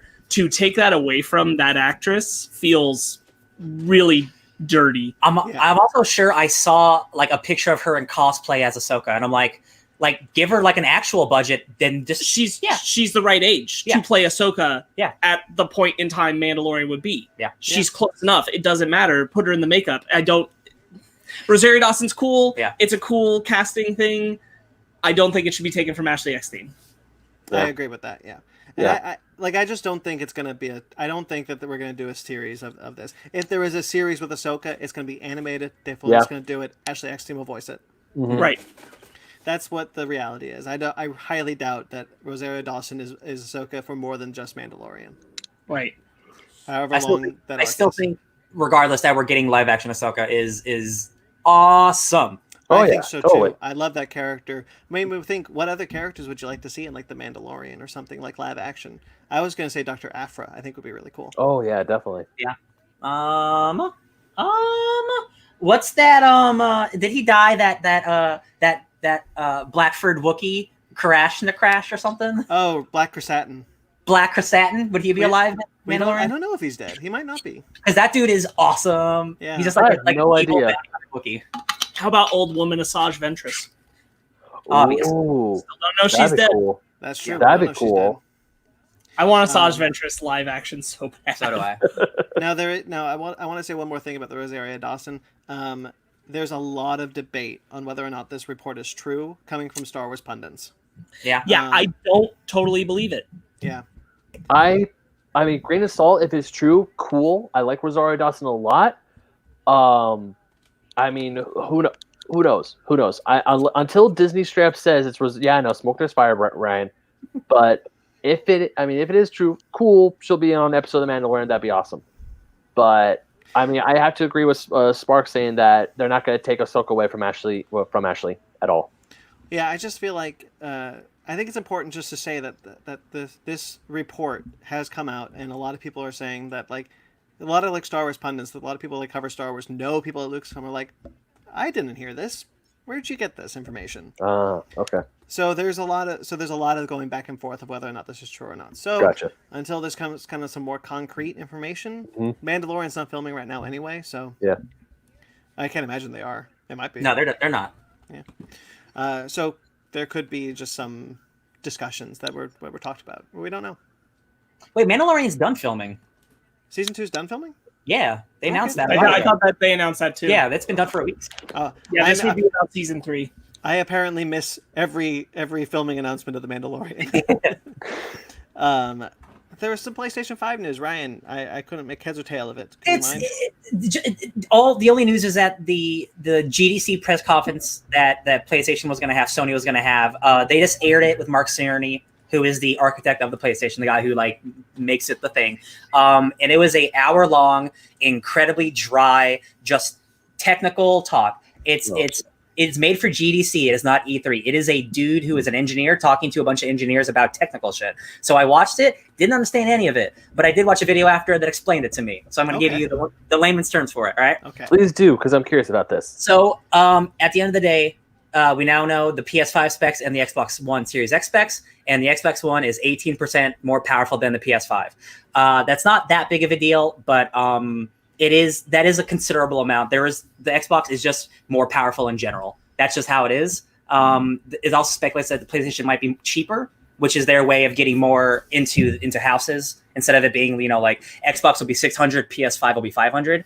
But the thing is, they PS5, it costs $488 to make the PS5. So they have to spend at least $500 to $600 to even try to make any money back. So like this generation is going to be really powerful. So don't expect them to be cheap. They have to go hard, or else we're going to have halfway steps like we keep having. And I'm wondering how they're going to balance that out in an economy coming out the holidays this year, depending on how long we're all out of work. Yeah. I don't know how they sell consoles at that point. Yeah. That's the thing. It's like if most of the country can't even afford that, I don't know. That's going to be crazy. The only thing that I can see happening is the launch getting pushed, because they're working on it now. They are coming out at the end of this year. The only thing I think of is you push that launch just to give it time. It will miss the holiday date, but again, we don't know what the world's going to be like. No. So like, and you talk to like any average American right now and say, how do you feel about dropping $600 on a new gaming console at the end of the year? They're going to be like, are you crazy? Yeah. I don't even have a job. Yeah. And the other big thing is backwards compatibility. Xbox, as you know, they've been great about it. They're like, hey guys, every day we're adding original Xbox games, Xbox 360 games. And once Xbox Series X comes out, you buy a game, it can play on like, you know, any of the modern ones. If you have an Xbox One, Xbox One X, Xbox One Series X, the same disc will work on all of it like a PC. So if you have a shitty PC or a nice PC, you still play the game. That's awesome for the ecosystem. So, you know, if I don't want to buy a new console and Sparks does, we can still play the same game together. His just looks way better. And that is so awesome. On the flip side, PlayStation said at launch there will be about 100 games that you can backwards compatibility on, all the popular ones from PS4. From PS4. So they are not doing what everyone wants them to do, and it's super disappointing. So they haven't in so long. And also, I know for a fact that Xbox has done. I buy a game on Xbox One. When I get the Xbox One X, I get the upgrade to the Xbox One X quality. Yes, no extra price. PlayStation still hasn't confirmed that. So if I buy it like Last of Us Part 2 right now for PS4 and I get a PS5, if I want the PS5 version of Last of Us Part 2, I have to buy it again. Yeah. And Xbox is kicking their butt in that capacity too. Xbox is seriously like doing everything in their power to be like, we just want you guys to play games however you want. Like, we don't want to limit you if you can't afford it. And that is like, again, for like the last couple of years, like Microsoft has really truly been killing it. And PS5, like, I'm like, oh, you guys. They talked about 3D surround sound, like, oh, we're doing something new with sound, and I'm like, you guys are going for sound as your big moneymaker here. So that's like what the big thing was with Sony's press conference was sound. I'm like, I don't care about the sound. But like, is it gonna play my games good? No, it bums me out because PlayStation. I mean, when the PS4 was coming out and Xbox was having their whole debacle with the Xbox One, PlayStation was like, man, they know what they're doing. They're able to do this generation. They literally just switched this generation because I was hoping the PS5. I mean, I know it was a dumb rumor, but I had to say I had my high hopes for it that the PS5 it was going to be backwards compatible with everything, PS3, PS2, PS1, everything. And I was like, that's the hope, that's the dream. I mean, because right now I could get a few PlayStation 2 and a few PS1 titles to the PlayStation Network, that's fine because they're like super cheap anyways. But the fact that I already own those games and they're gonna run makes my PS5 the all-in-one system. And now it's like, oh yeah, 100 PS4 games will be backwards compatible. It's like, excuse me, only 100, not the entire library? That's a big ass freaking library you guys have. What do you mean it's not gonna be able to run all my games? It is. They're gonna update it like the Xbox did, but they haven't said anything about. In fact, like the report I was saying is that it was implying that it was almost too hard to update old games to run on the PS5. Let me tell you why. Because the PS3, they did a proprietary engine. They did not use regular PC specs like an Xbox does. They made their own engine, which made it really complicated to port things and to make things for the PS3. That's why the PS3 struggled so hard when it was first coming out. So when you're on the PS4, they're using a more PC-like architecture. It's just not the same. It's like putting a GameCube disc into a PC. Like, it just fundamentally is not the same thing. So doing backwards compatibility for PS3 is just insanely hard for them because they did this to themselves. And it sucks. They dug their own graves with this one. And it really feels like they should have found some way around it because having full backwards compatibility is something they knew everyone wanted and would have been a slam dunk. Mm-hmm. Oh, yeah. I mean, even with the full, because you guys know I have a pretty decent PlayStation PS1 collection and PS2 collection. Mm-hmm. So if now So if I don't have to dig out my PS1 or my PS2 and hook it up, because sometimes those consoles won't work. I've noticed when I hooked up my PS1 last time at my old house, there are times I'm playing Mega Man X4 and it won't load. But you guys still have your PlayStation 2, right? Yeah, I still have my PS2. Because all PS1 games will run on the PlayStation 2. Yeah. Luckily, my PS2 still works fine. Last time I checked it, I tried it. Yeah, But- same. That was years ago. Yeah, it was same here. So I'm a little, but I don't know. It's like PlayStation. You're digging your own grave. You're doing the exact same thing Microsoft was doing, and it sucks. It really does, because I like PlayStation a lot. I like Sony a lot, but now it's like, guys, the hell are you doing? I will say though, like, yes, it is 18% less powerful than the new Xbox. Mm-hmm. It is still considerably more powerful than the PS4. Let's not butt any heads there. Like, they are still both really powerful consoles. Oh, for sure. It's just Microsoft is a PC company, so they know they know how to make PC type boxes, right? They They're really do. better at it. They did a test with Gears of War 5, which recently came out, and they just put like the disc into the Xbox One Series X, and it ran at ultra high HD settings on a PC that a PC would. So the architecture is there for the Xbox, and I'm very excited for the future of Xbox. Honestly, Yeah, I am too. I'd be more forgiving of the PlayStation 5 if they'd at least say we can't backwards compatibility for PlayStation 1 discs to go into the PS5 and run is too hard. Yeah. But we are working hard to bring a lot more of our older games to the digital platform. I mean, like, really bolster up that library. I wouldn't be surprised if they announce something in the next couple of weeks or months. They're You know what? hurry. And if you have a physical copy of the game and can prove it, you get it for free. Yeah. You know what? Do what Nintendo's doing. Ryan, do you know what the Nintendo Switch Online? Because Nintendo Switch Online, there are 2 apps for it, for the NES and the Super Nintendo. If you have an NES, if you have a Nintendo Switch Online account, as long as you have it, you can play a multitude of NES and Super Nintendo games for free, no extra charge. As long as you have a account for Nintendo Switch Online, you're golden. Same as Xbox Game Pass. And the best part is they keep adding games. There's no cap. They're still adding games to it. It's not like a bunch of games. It's like 1 or 2 here and there, but they're still adding games, and they're good games. They're games that who's still behind? Play. You know who's still behind on the Game Pass mentality is PlayStation. Yeah, Sony. exactly. They have Yeah. PlayStation now, but it's not new games. It's all old games, and that's fine. Don't get me wrong. Getting 2 games for free a month on PlayStation Plus is a good thing. Like this month, we have Sonic Forces and Shadow of the Colossus. One highly critical game that everyone loves. One it's cool, Sonic, awesome. But I mean, that's still not enough. That's still not enough. Give me more free things. Yeah, especially with what because Nintendo Online is only $20 a year, whereas PlayStation Plus is $60 a year. Yes, I just bought Nintendo Online. Bless you for Animal Crossing. Yeah, that's video game talk. there's my video game rant. I got one. I will say the last thing. Loading times are expected to be virtually non-existent or very small. They did a same test with the PS4 and the PS5 where they put Spider-Man in PS4 Spider-Man. I remember that. If you remember, you can fast travel in the subway, and that would take like up to 30 seconds. On the PS5, it was like almost instantaneously. So that's gonna be loading times. That's going to be the big thing, not graphics. It's like processing power. Who wants to fast travel in a Spider-Man game? Just swing, man. Just swing. Yes, but those cutscenes were charming. They were. Yeah, they were. Although that is going to be good for if Final Fantasy 15 is one of the games that's like backwards compatible with the PS5 on launch, because those fast travel loading times were long. Oh, dude, 100%. Oh man, if you want to replay Final Fantasy 15 and you go on fast travel, then you're golden. At least with the PS5. We do have a couple more trailers. A couple trailers to talk about. 2 TV shows, no movies. Going to the trailer park. Yeah. Midnight Gospel, which is Pendleton Ward's new show on Netflix. Pendleton Ward is the creator of Adventure Time and Bravest Warriors. This is Bravest Warriors! Netflix show. It's like Adventure Time on crack. And acid. Adventure Time is like crack for kids. This was like crack for adults. No, Yeah, this is always acid this is straight up crack and acid and maybe some methamphetamine for adults. I'm watching the trailer for Midnight Gospel. I'm like, what the damn hell am I watching? What is this?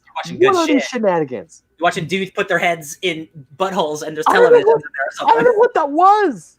I don't think that was a butthole. I don't think it was a butthole either. Oh, it might have been It probably was. Oh man. Don't get me wrong, Pendleton Ward, he's a weird dude, but he's very creative, and I have to applaud him for his creativity. But And he has a quirky sense of humor. Yeah, but what the am I watching here? I'm into I it. love it. Yeah. Looks so good. My That- cat has arrived. Good for you, hi Oreo. Good for you guys that you like it, but for I don't know. I don't know. Hey, Ben, you'll sit down and watch it. You'll like it too. Probably. Who knows? Do you like Adventure Time? I haven't seen it all, but I enjoy it. It's fine. Okay, then I can't. Okay. I'm more. I like if I had to pick between Adventure Time and regular show. I watch more regular show than Adventure Time. I gotcha. I don't say that Adventure Time is bad. It's not. Adventure Time yeah. is all on Hulu, right? Correct. That's where I watched The Quiet Place on Hulu. Hello. And then Upload was the new show. There's a new show coming to Amazon with Robbie Amell. This is a show about if you die, you can get uploaded into the internet, I guess. It's my second favorite ML. Or you can like choose it instead of Dying. Yeah. or regular surgery. I don't know. It's weird. Okay, you want to know something weird? I got a little bit. You know what? No, I don't want to know. All right, fine. If it's not, I want to know something. I don't want to know something weird, Ben. I want to know. I want to normal. know. I want to know. Okay, so remember in Tokyo Ghost where they're saying that the main what's his name was uploaded to the like the infrastructure. Are you talking about the comic book? Are you talking about Davy Trauma? Yeah, that guy.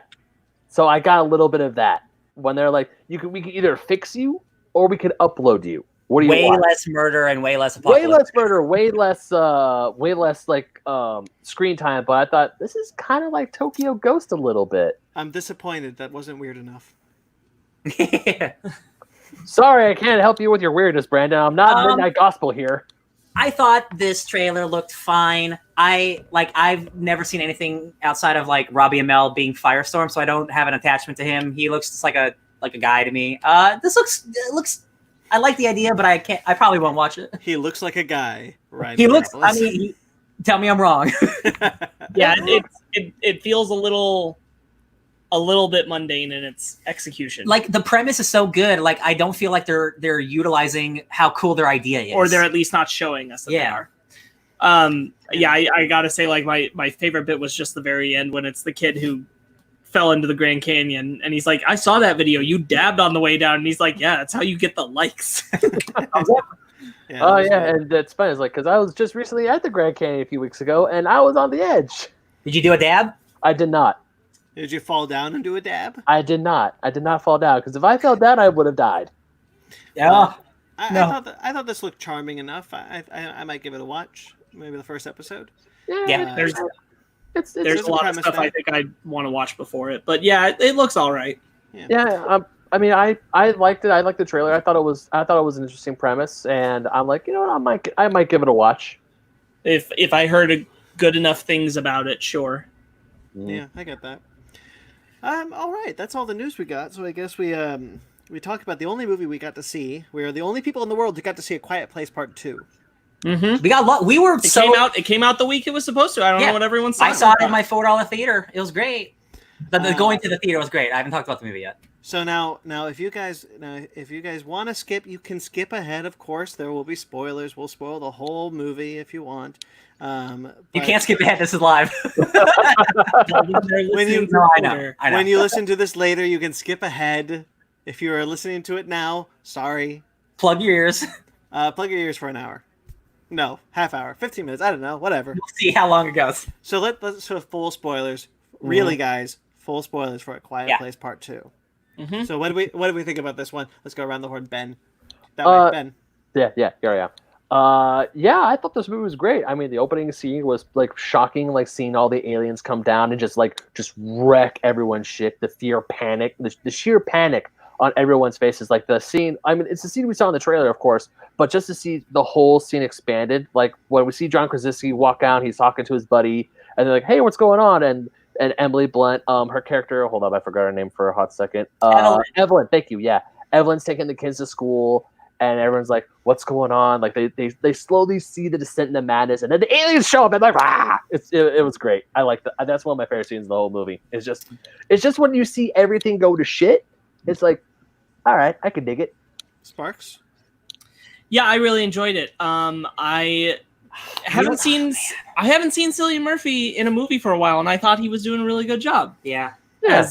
So Yeah. I really enjoyed his performance, and also I like that the daughter got to be the standout. She's basically the lead of the movie. Yeah, it's true. Mhm. I thought that was really cool. Yeah. Also, I'm happy to see my boy Jimon Hansu killing it. So Literally, I thought overall it was good. Literally killing it. Oh yeah, Yeah. totally. And I'm glad that it didn't leave a room for a sequel. Oh yeah.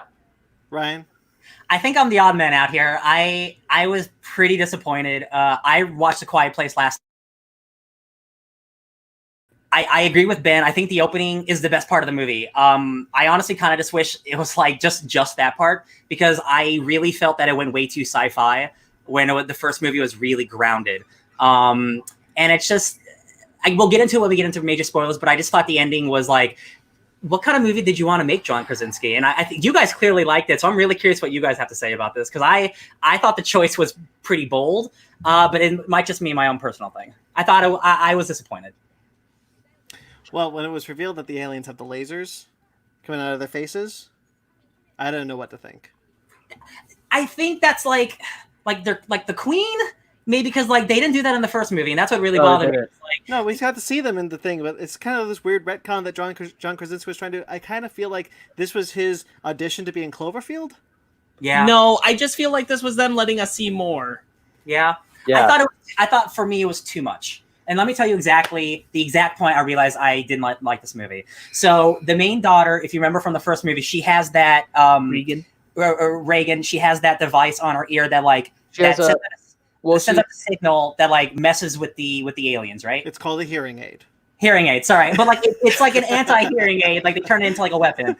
It's a hearing aid. Yes, I did not like the fact that they turned the hearing aid basically into like a sonic cannon. I thought it was way too sci-fi, and it is very makeshift and very like grungy. But just like seeing this little girl hold this like sound cannon, I was like, "Are you Cable?" Like I think. Do you guys like that? Because I mean, Okay, Ryan, hold up. Ryan, you have to admit the scene where Reagan is using the sound cannon, because obviously they found an effective weapon, and when they use a sound cannon, because their whole face is armored. It's really armored. It's really protective. So when they use a sound cannon, their flaps open up, and to see Jimon Hansu cock the shotgun and blast that alien's head off, you have to admit that was freaking cool. sure, it's cool, but like Do you guys remember when we went to see when we saw Stargate and we did our bored and annoyed, downright annoyed with Stargate? I didn't think I heard. I once thought I was like, I'm not going to hear more cocking of weapons than I did in Stargate. Oh, I could not believe how many times they're just cocking shotguns left and right.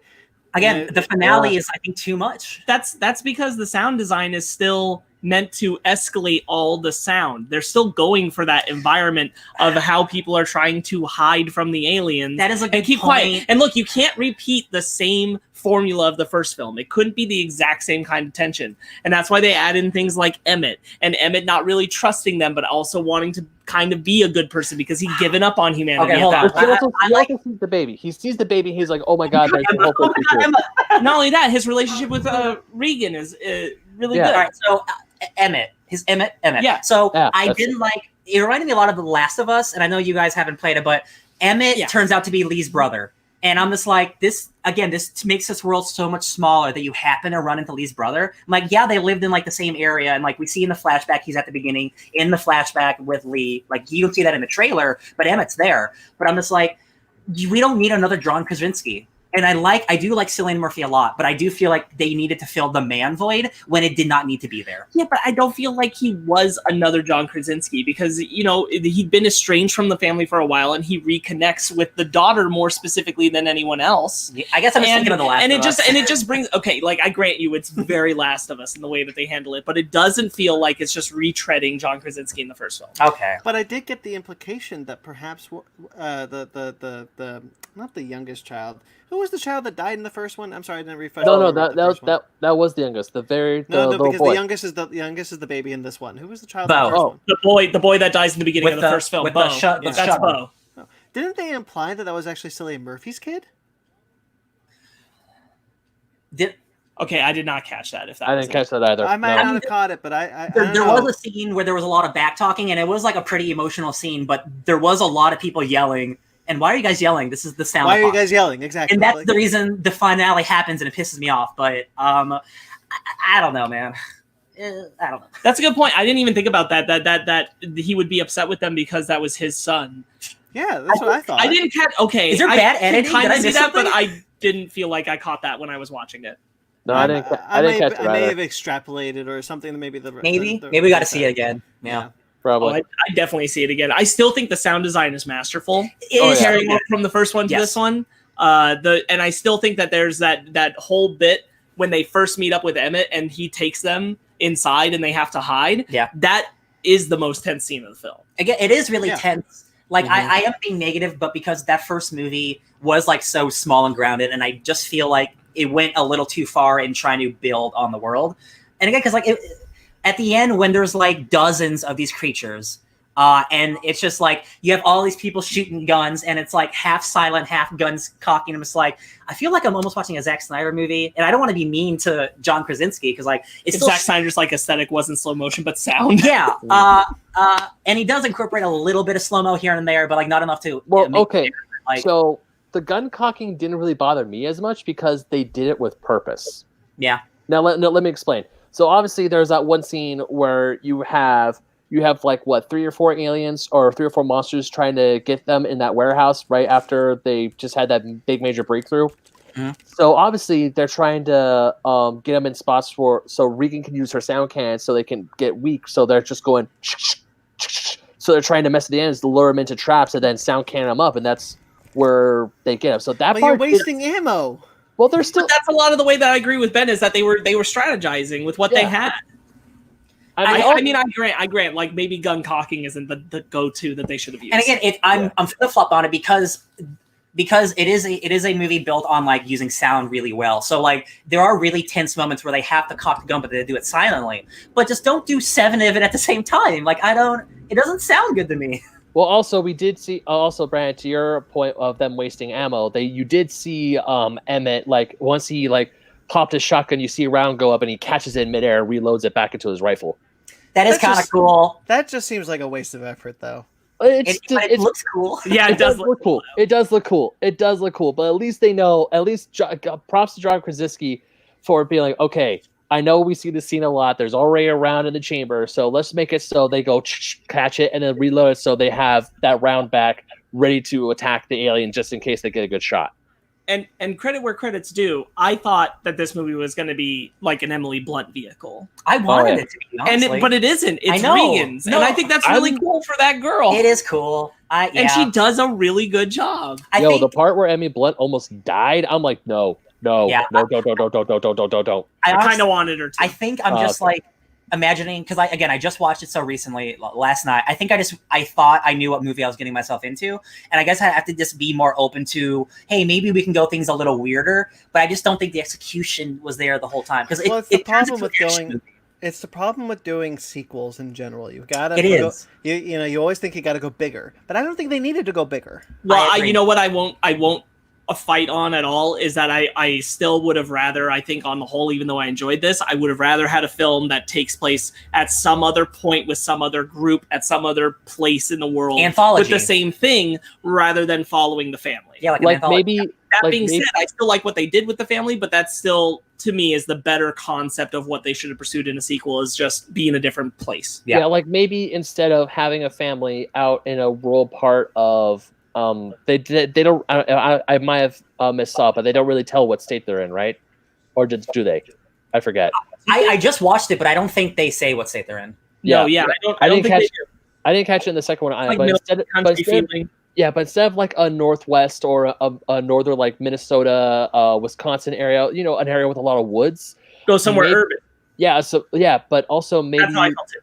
yeah, but also maybe a sequel or even maybe a third one if they do want to do it, just staying away from the family because obviously this one doesn't set up a sequel. Maybe do an anthology film about another family in say New York or Los Angeles or San Right, yeah, Francisco, something in more a, urban. I yeah, agree. in an urban jungle sort of thing instead of like the actual forest.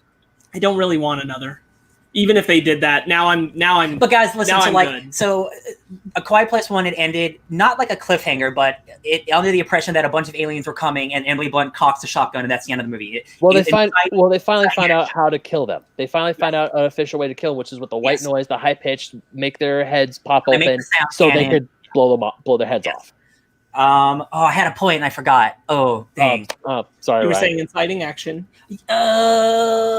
Nope, I forgot it. because she ended the movie and she's Yes, already. thank you. I want to Yeah. talk about the cliffhanger ending because it's almost like the same thing, but like it's confirmed that these are aliens from space, and I think it's personally kind of just lame that like it was like a meteor that came to Earth. I think that's really lame. I thought John Krasinski could do a little more imagination. I guess that's like the most realistic way you can do it. But That's I'm the just like, first one. The first one reveals it's a meteor from space. oh, does Because it? But Yeah. like we see Yeah. it like happen in this movie. But I guess Yeah, I I know, but it's in the first one.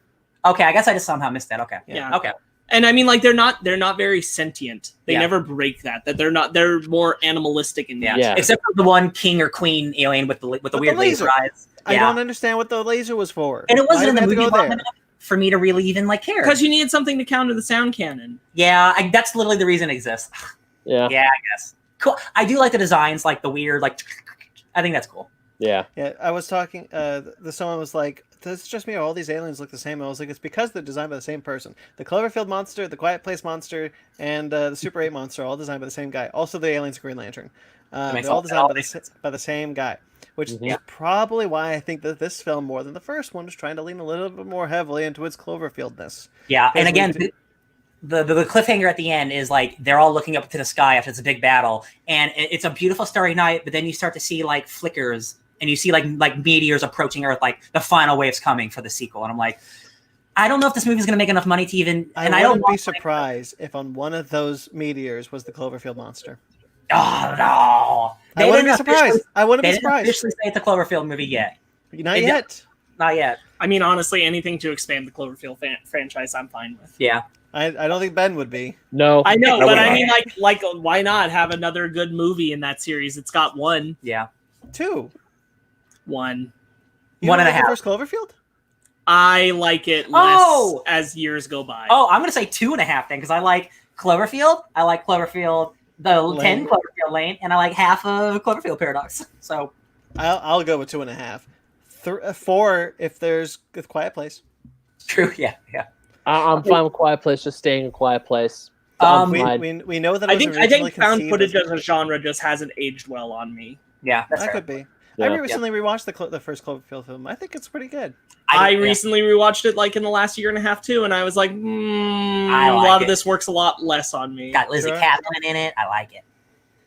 Yeah. All right, All right, so I'm good. what was your favorite moment of the movie? Let's like go around. What do you guys? What's your favorite moment? I had to think about this, Ben. Yeah, go ahead. I know. Oh. Yeah. Besides the opening scene, which I think was like really built the tension of the film, and how everyone was freaking out that, oh my god, these monsters, and they don't know how it's going. It's definitely the scene where they get their first time they work together, and Jimon Hansu cocks a shotgun and blows the alien's head off after Regan uses her sound cannon against it. I think because that's when they all realize, because as far as we know, they're the only ones that know that we can actually kill these things conventional, like, normal human ways. They can be defeated. They can't be killed. We can hunt them down. So the first time they realize we have a fighting chance, and just to see that spark of hope that, we can win. I think that was a really good. I think that was my favorite scene in the movie, and also just the look on Jimon Hansu's face when he just like perfectly hits his target, and he's just like, oh shit. I will say I did not expect Jimon Hansu to be the ringleader ahead of Emmett. Yeah. I didn't expect him to be the more in charge one. He like took the reins from him. No, he really Yeah. was the alpha in the situation. Mm-hmm. Which is good for I'll him. talk about my favorite moment real quick. It was the silent fist fight between Emmett and Jimon Hansu's character. I forget his name for some reason. Like, did they even say his name? I don't think they say it. They don't. Jimon Hansu's dope, but he has a silent fist fight where they're so mad at each other and they need to take out that aggression, but they wrap their hands with some type of material. Bubble like wrap. It's bubble wrap. Is it bubble wrap? No, it's I not don't- bubble. Bubble wrap makes noise though. It's It It's looked like only the if you thin pop kind, it. like the thin kind of bubble wrap, right? Oh. The Yeah. really small one. Maybe it was all Yeah. pop, but they wrapped their hands with something comforting, and they had a silent fist fight, and I was like, this is almost like a silent movie, but also they're fighting. It's weird, and I thought it was a artistic choice that I quite enjoyed. It was a very personal fight between them. Yeah, I would say I'm a sucker for single take shots. So the opening single take shot. Look, it's in the trailer. It's an easy Yeah. grab. I It's awesome. I like single take shots with the bit in the car and Yeah. leading into the bus moment. I think that's a good moment. Oh, It is yeah. good. I think for me it's probably when Emmett first brings them in. Yeah. And they're hiding from the aliens as they approach, and when they have to sneak their way out as it's coming into the tube, and they sneak their way out and around, and they're actually creeping along the backside of the other one. Oh, and it's like the dual shot, and it's the kind of thing where it would almost be funny. Yeah. But they nail the tension. Mm-hmm. Yeah, I agree. What about the scene where Emmett, Cillian Murphy's character? What about when he dies? Yeah, I'm gonna be honest. I felt something, but I didn't feel enough. I didn't feel enough. So I really want to say I'm happy that they didn't kill Jimon Hansu. Yeah, me too. definitely. Me too. I mean, Because that happens too much. I mean, to me, it was kind of like what John Krasinski did in the first movie, like when he sacrificed himself to save his family. But at the same time, this one is just what? What are you doing, Rick? What is? I'm doing the John Krasinski. He's never just Oh. Yeah, I kind of agree with you, Ben, because I thought Murphy was like delivering such a good performance throughout the film, but when his kind of like sacrifice-ish moment came, it just didn't feel like it had been earned. Yeah, earned. That's what I mean by like trying to do, like, he wasn't the same character as Lee, John Krasinski, but like he basically filled the role of like, oh, I'm going to be the sacrificial hero again. I'm like, why do it again? But I can agree on that point, but I don't agree about his character up to that point. The only one thing that I'll give credit to for him when he does like sacrifice himself to save his family is that he is like, you can see in Emily Blunt's face that she's like, you are now redeemed in my eyes. I will now tell my children about what you did, and we're not going to look upon you and scorn anymore. We were estranged and now we're not. So I mean, I guess it's kind of like an honorable death, but at the same time, it's like, you don't need to die. You had this great scene with Regan. Like, finding out that he learned sign language so he could talk to her was just so heartwarming. And now he dies. I'm like, why did you do that? That was part of my problem with Evelyn's character a little bit, is that it felt like she was carrying such a big chip on her shoulder towards Emmett, when Emmett was clearly the one who like had like been on the right side of the argument that happened between them. I think it's because like Emily Blunt has kind of become hardened since the first movie. Like she lost her husband. Sure. She now has a child she had to take care of. So she's like on the defensive. So she's always like, she's more aggressive, which I think kind of almost hurts the character a little bit. I was also really happy that there wasn't a scene where we were just focused on like, is it going to kill the baby? Because I felt like that would have been a retread of the first one too. And just like such a hugely focused like scene on that. There really wasn't like, yes, the baby was in jeopardy, but it wasn't like a dragged out moment. I watched a lot of The Walking Dead with a baby, and I'm like, I don't need to see all of that again. Right. Yeah. But also the first film has such a great moment with the alien about to kill the baby, or you kind of like think it's going to kill the baby. And difficult to top. I'm glad they didn't do that again. Yeah, I agree. Me too. I think that's about it for me. Like it's fine. Like I was just like, I'm surprised it took such a sci-fi twist. I'm glad you guys liked it. I kind of just wanted another Quiet Place. I didn't want a sequel to Quiet Place. Okay. I just knew like once we were following the family, I'm like, this can't be the same movie. Yeah. If we were somewhere else, like Ben suggested, somewhere urban, I could totally see it being like a very similar format, but like taken in a different way. Yeah. And kind of deliver that same feeling that we got from the first one. But I knew this one had to be different. Yeah. Do you guys like it more or less? Less. A little less than the first one. The first one I think was great because it's just a totally new concept. But of course, it's a sequel. I know what I'm getting myself into, so it's a little different. Though I agree with Ryan, I wish it didn't go quite so big. I wish it had toned it back a little bit more. Not went from the 6 of the first film to like the 11 of this one.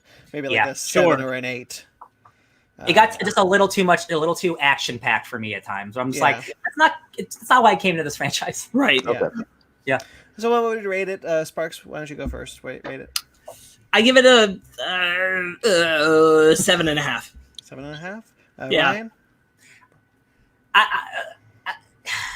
I would give it a 6. I was disappointed. I don't want to lie to myself. I give it a 6. Okay. Ben? I'm actually going to echo what Sparks said. I give it a 7.5 also. I mean, don't get me wrong. I love a lot of scenes in this movie, but just the whole thing. I mean, the only thing that did trip me off was the queen alien, whatever, shooting lasers out of her face. But besides that, I still enjoyed it. Yeah, I think a 7.5 is about where I'm landing. All right. Shall we move into our next topic? Our book club? Our book club? Yay! Book club. Yeah. This is Tom Taylor and Trevor Hairsine, Stefano Guadiano and Ryan Barredo, probably. I took a bunch of hopefully. pictures. DCeased. This is basically what we thought was going to be DC's attempt at Marvel Zombies, but we got something very different, and I'm very happy about that. We most certainly did. Tom Taylor, we did a whole episode on his Injustice year 1 and 2 run. He only did year 1 and 2, and then he came back for Injustice 2. Those books are incredible. This I think is no different. I thought this was great. I thought this was a really excellent read.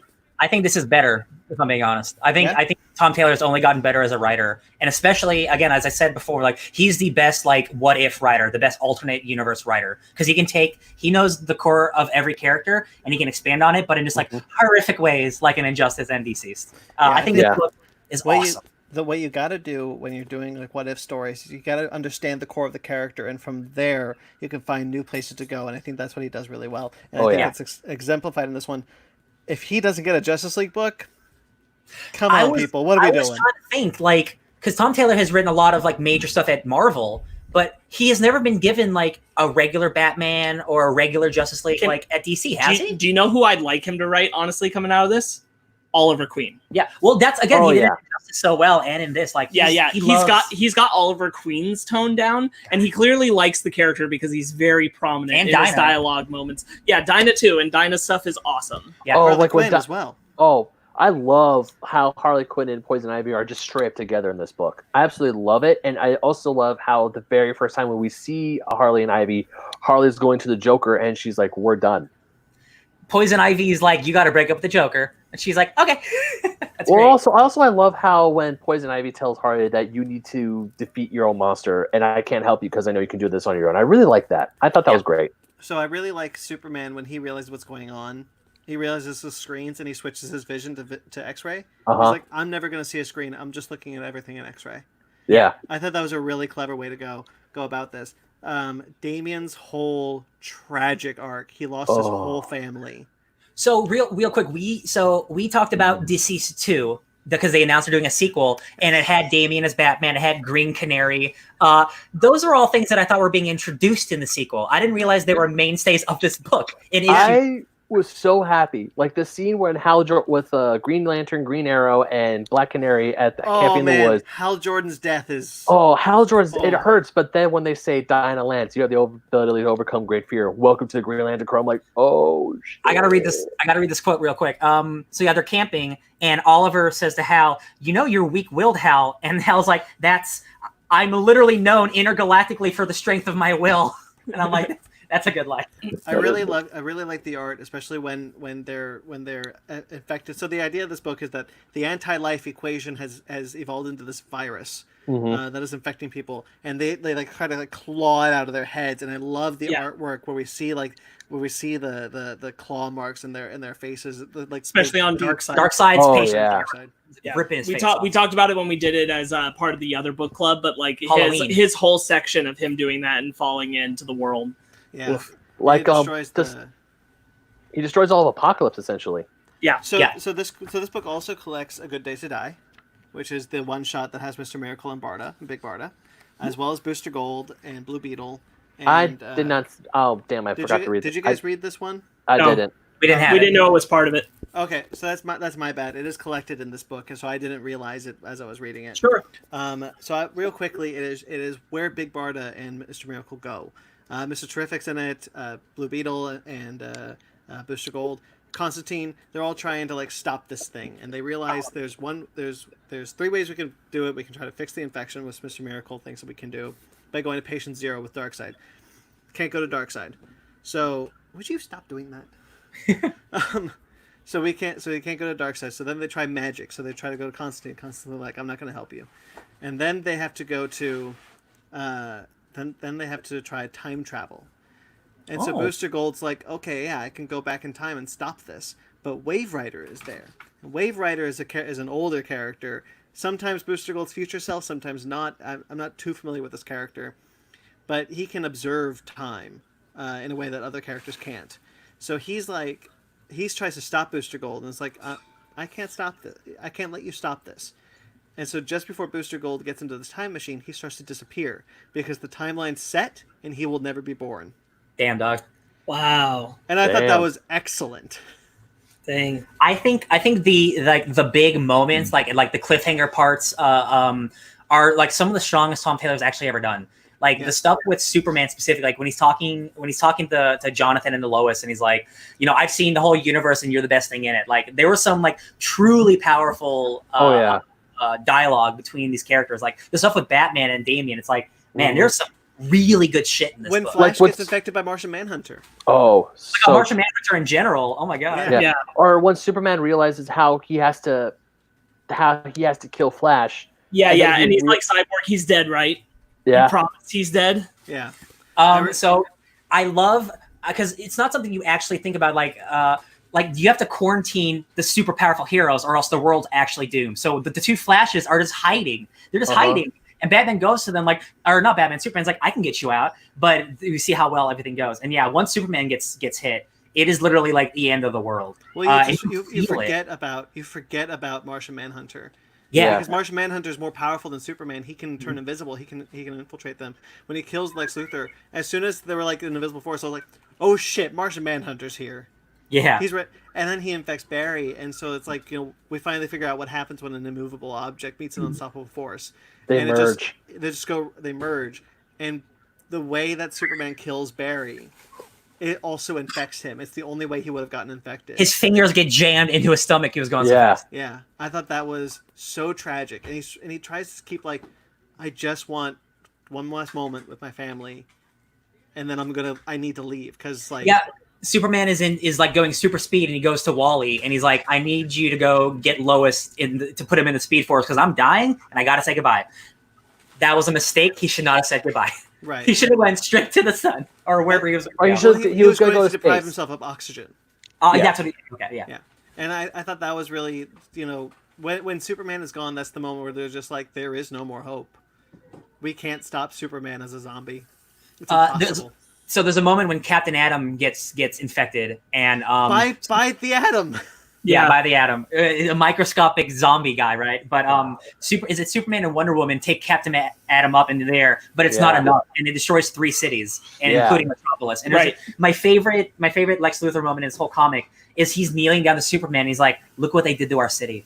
Yeah, like 2 enemies, and it's like all that's gone. It's like the second Luthor, I love that scene because the second Luthor appears and he's like Superman, and then Superman, he's just like red eye, heat vision. He's like, Luthor, by Rao, if you do, he's like, look what they did. He drops to his knees. He first says truce. Yeah. Truce. I don't want to add to it. Yeah. There's a fantastic line where he's talking to Superman, Lex Luthor, and Superman, I'm the most intelligent person on the planet, and wait a minute, is Batman dead? Yes, I am the most intelligent person on the planet. Fuck, he even acknowledges it. Yeah, I like that. I like that moment. He's like, I'm the smart. Batman's dead, right? He is. Okay, cool. I am definitely the smartest man on the planet. Themyscira's loss is also tragic because they wouldn't have found it if they hadn't upped its landmass. Yeah. Oh my gosh, the part where Mera and Tempest are down there, and it's like it's getting dark. That's blood, and it's just the trench of blood. And oh man. That is such a cool idea of Themyscira and Atlantis like teaming up, that ultimately being their downfall because they're trying to be good. Just because the virus spreads so fast, especially when you have the Flash involved. They try to take out all the internet. They try to take out all screens. They try to make sure that this can't happen. That this virus won't spread any further because they're trying to build these arcs to get off the planet. The only way to survive is to get off the planet. Yeah. There's a great scene where Harley is in Gotham City, which Poison Ivy has wrapped up in her leaves and stuff. But the birds of prey show up as zombies, and Harley's like, "Oh, I guess I'm going bird hunting," and I'm like, "That's pretty good." The Green Lantern Corps showed up at the end of this book, and the last time the Green Lantern Corps showed up at the end of any Tom Taylor book, they were massacred. Sure. Yep. So I thought that this was cool that they were just like, Earth's quarantined. We need to get you guys out of here. Yeah. And then Superman flies into the sun, and he's trying to drain the sun. And they're like, "Yeah, are you gonna read it? The Oliver Queen thing. The Oliver Queen part. So Batman has contingencies for every superhero, right? And Batman and Damian's talking to Oliver, and he's like, "Actually, Oliver, he didn't leave one for you." And Ollie's like, "Wait, he didn't think I could be dangerous?" And it's so humiliating to Oliver that he ends up saving the day later. and he like shoots something He from shoots like Aquaman. He shoots Yeah. Aquaman. Aquaman from half a mile away in the middle of like a tsunami, and he's like, I just fired an arrow half a mile through raging winds into the brain of an undead king. Fuck you, Batman. Yeah, There's so many standout moments in this book. The Oliver when they- Queen stuff is so great. Yeah. It really is. That's why I'm like, he should really write a Green Arrow and Black Canary book. When they go to fight Superman and Dinah Lance makes a construct of a megaphone to amplify her power. Yeah, dude. Yeah. That's so good. Or That's the so cool. Kryptonian, So good. the Kryptonian magic sword. Oh my yeah. gosh, yeah. That is the coolest thing. That's Yeah. so good. I love how like Wonder Woman was talking about how Athena's like the goddess of war, the goddess of mathematics, the goddess of all this, and I'm like, This is Yeah. literally her destiny to be the wielder of like of both. And yeah. it's still not good enough. Yeah. There's a great moment with Lois Lane where like she like punches Lex Luthor and then she's like, violence is never the answer, John. Right in Yeah. front of her son. God, there's so many The excellent fact moments. that John almost killed himself to stop his father. oh, Yes, man. Oh, yeah, this is such a good Elseworlds book. I am so Oh my glad God. this is coming out. Oh my God! When we forgot to talk about Victor. When at the end when he stays behind and he's got And Wonder Woman gets up. the voice, yeah. Yeah, and he's like, is there a cure? He's like, you are, and just breaks it, like rips his neck off. Oh So- man! I just Oh, murdered man. him. All these people could have been saved. Yeah. Like the I, second she looks at him and says, "You were the patient zero. You were the alpha and the omega. You could have done all these things, but you didn't. So f Lasso you." of truth on a virus. Yeah, it's like we are death. That's all. We're just spreading death, baby. That's all we are. Because it's anti-life. It's the anti-life equation. That's what Yeah. Darkseid's been looking for. Well, I mean, it's they- bastardized. As yeah, a they changed the- techno-organic virus. I just love how they changed like how it straight up says like they changed the anti-life equation and made something different. So yeah, Darkseid And- had half of it, and then he thought the other half was in Cyborg. So he like got the Black Racer, and he used parts of Death itself and Cyborg to try to do its own anti-life equation, and he messed up. He made a boo-boo. He did bad chemistry. He made a boo-boo. He made Yeah. a big boo-boo. Yeah, if you guys go back and read the A Good Day to Die one shot, it's very good. I like I it a love whole to. lot. Is it written by Taylor too? Yeah, Cool. yeah. It's like I said, I honestly didn't know about it until I picked up the hardcover from Barnes and Noble. You can only pick it up as a hardcover right now. Does the hardcover come with all the parody covers? Yeah, in the back. Oh, those are Nice. so good. Yeah. Those parody covers are awesome. Yeah, the parody covers of different horror movies. Ah. What I have in my hands is the Barnes & Noble exclusive. It has a Superman cover. The one that you can find at local comic shops is a Batman cover. Cool.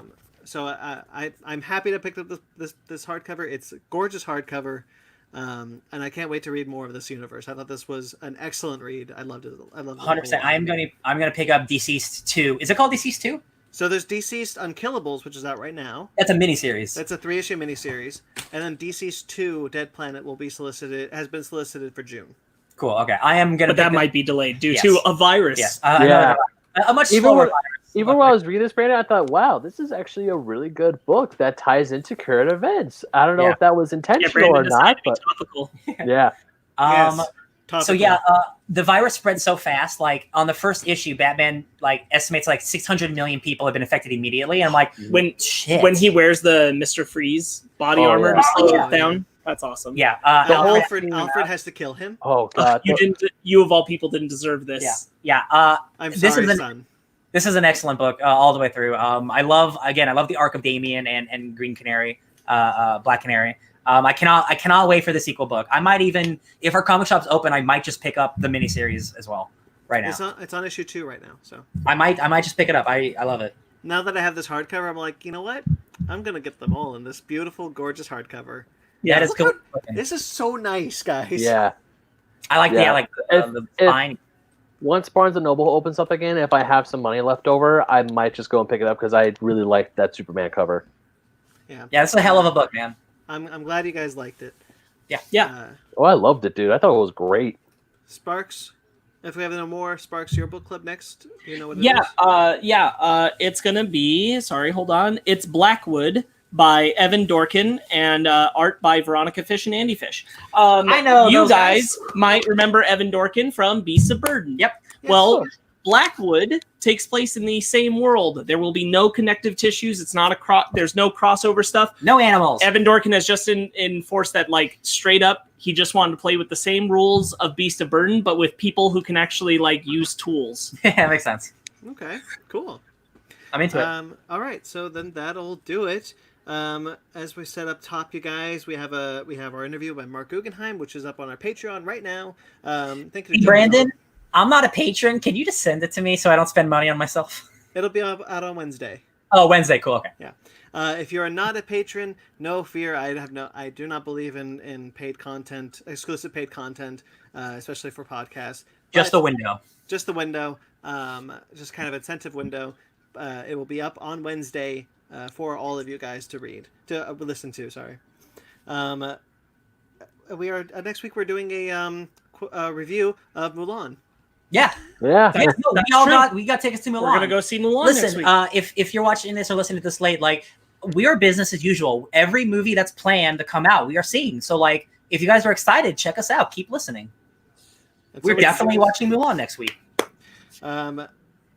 All right, so that'll do it then. We have a YouTube page, guys. As we mentioned up top again, Sparks has been working diligently to get us all caught up on our YouTube page. We have our Fake Nerds Watch episode. We are all caught up on Star Trek Picard, with the exception of the episode 9, which will be recorded soon. That is with myself and Michael Carls from Downright Nerdy. Basement Arcade, Sonic Mania, and Final Fantasy VII demo. Yeah. Finals. 17 minus 10 of them. Those are up now. Yeah. We are also a Funko affiliate. You can use promo code SHOP10 for 10% off your purchase by clicking the link in the description. We are on Patreon, as I mentioned numerous times at this episode. Thank you once again to Joey Zahn for becoming our very first patron. At the $5 tier. There is also a $25 tier, which I will honor if anybody subscribes to it. Send you a ship in a bottle. Ship in a bottle. We also have a shop on TeePublic. You can shop some cool merch there if you'd like. All those links that we've mentioned before are in the description below if you guys like to do that.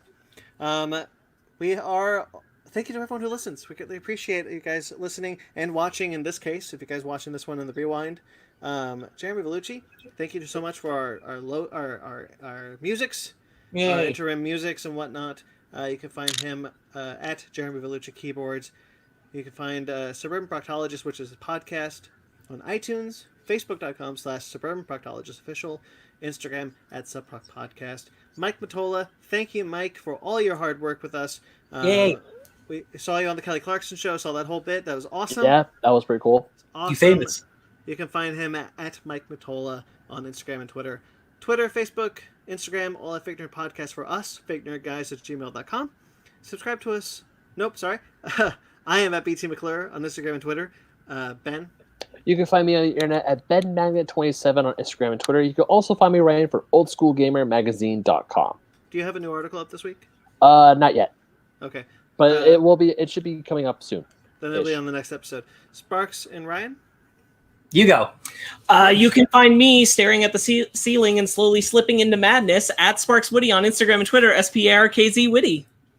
Ryan? You can find me at DJ Tony Snark on Instagram, Twitter, now on twitch.tv/DJ Tony Snark 616 and youtube.com/DJ Tony Snark. I'm playing a lot of Animal Crossing because I don't got a job. Watch me there. Subscribe to us on iTunes, Stitcher, Google Play, TuneIn, Spotify, iHeartRadio, rate and review wherever you get us. Support your local shops. Support all your local businesses if you can. Go see A Quiet Place too. Go see A Quiet Place too. Stay healthy. Stay safe. Wash your hands. If you're in a place where they're telling you to stay home, do it. Stay home. Don't be the jerk. Let's all get through this. Let's all get through this soon so we can all go back to work and get some money. Wash your damn hands. Until next week, guys. D1 Air 5. Wait, hold on. That worked. Yeah. Stay fake nerds. Bye. Look at that. Look at that. Under 3.5 hours.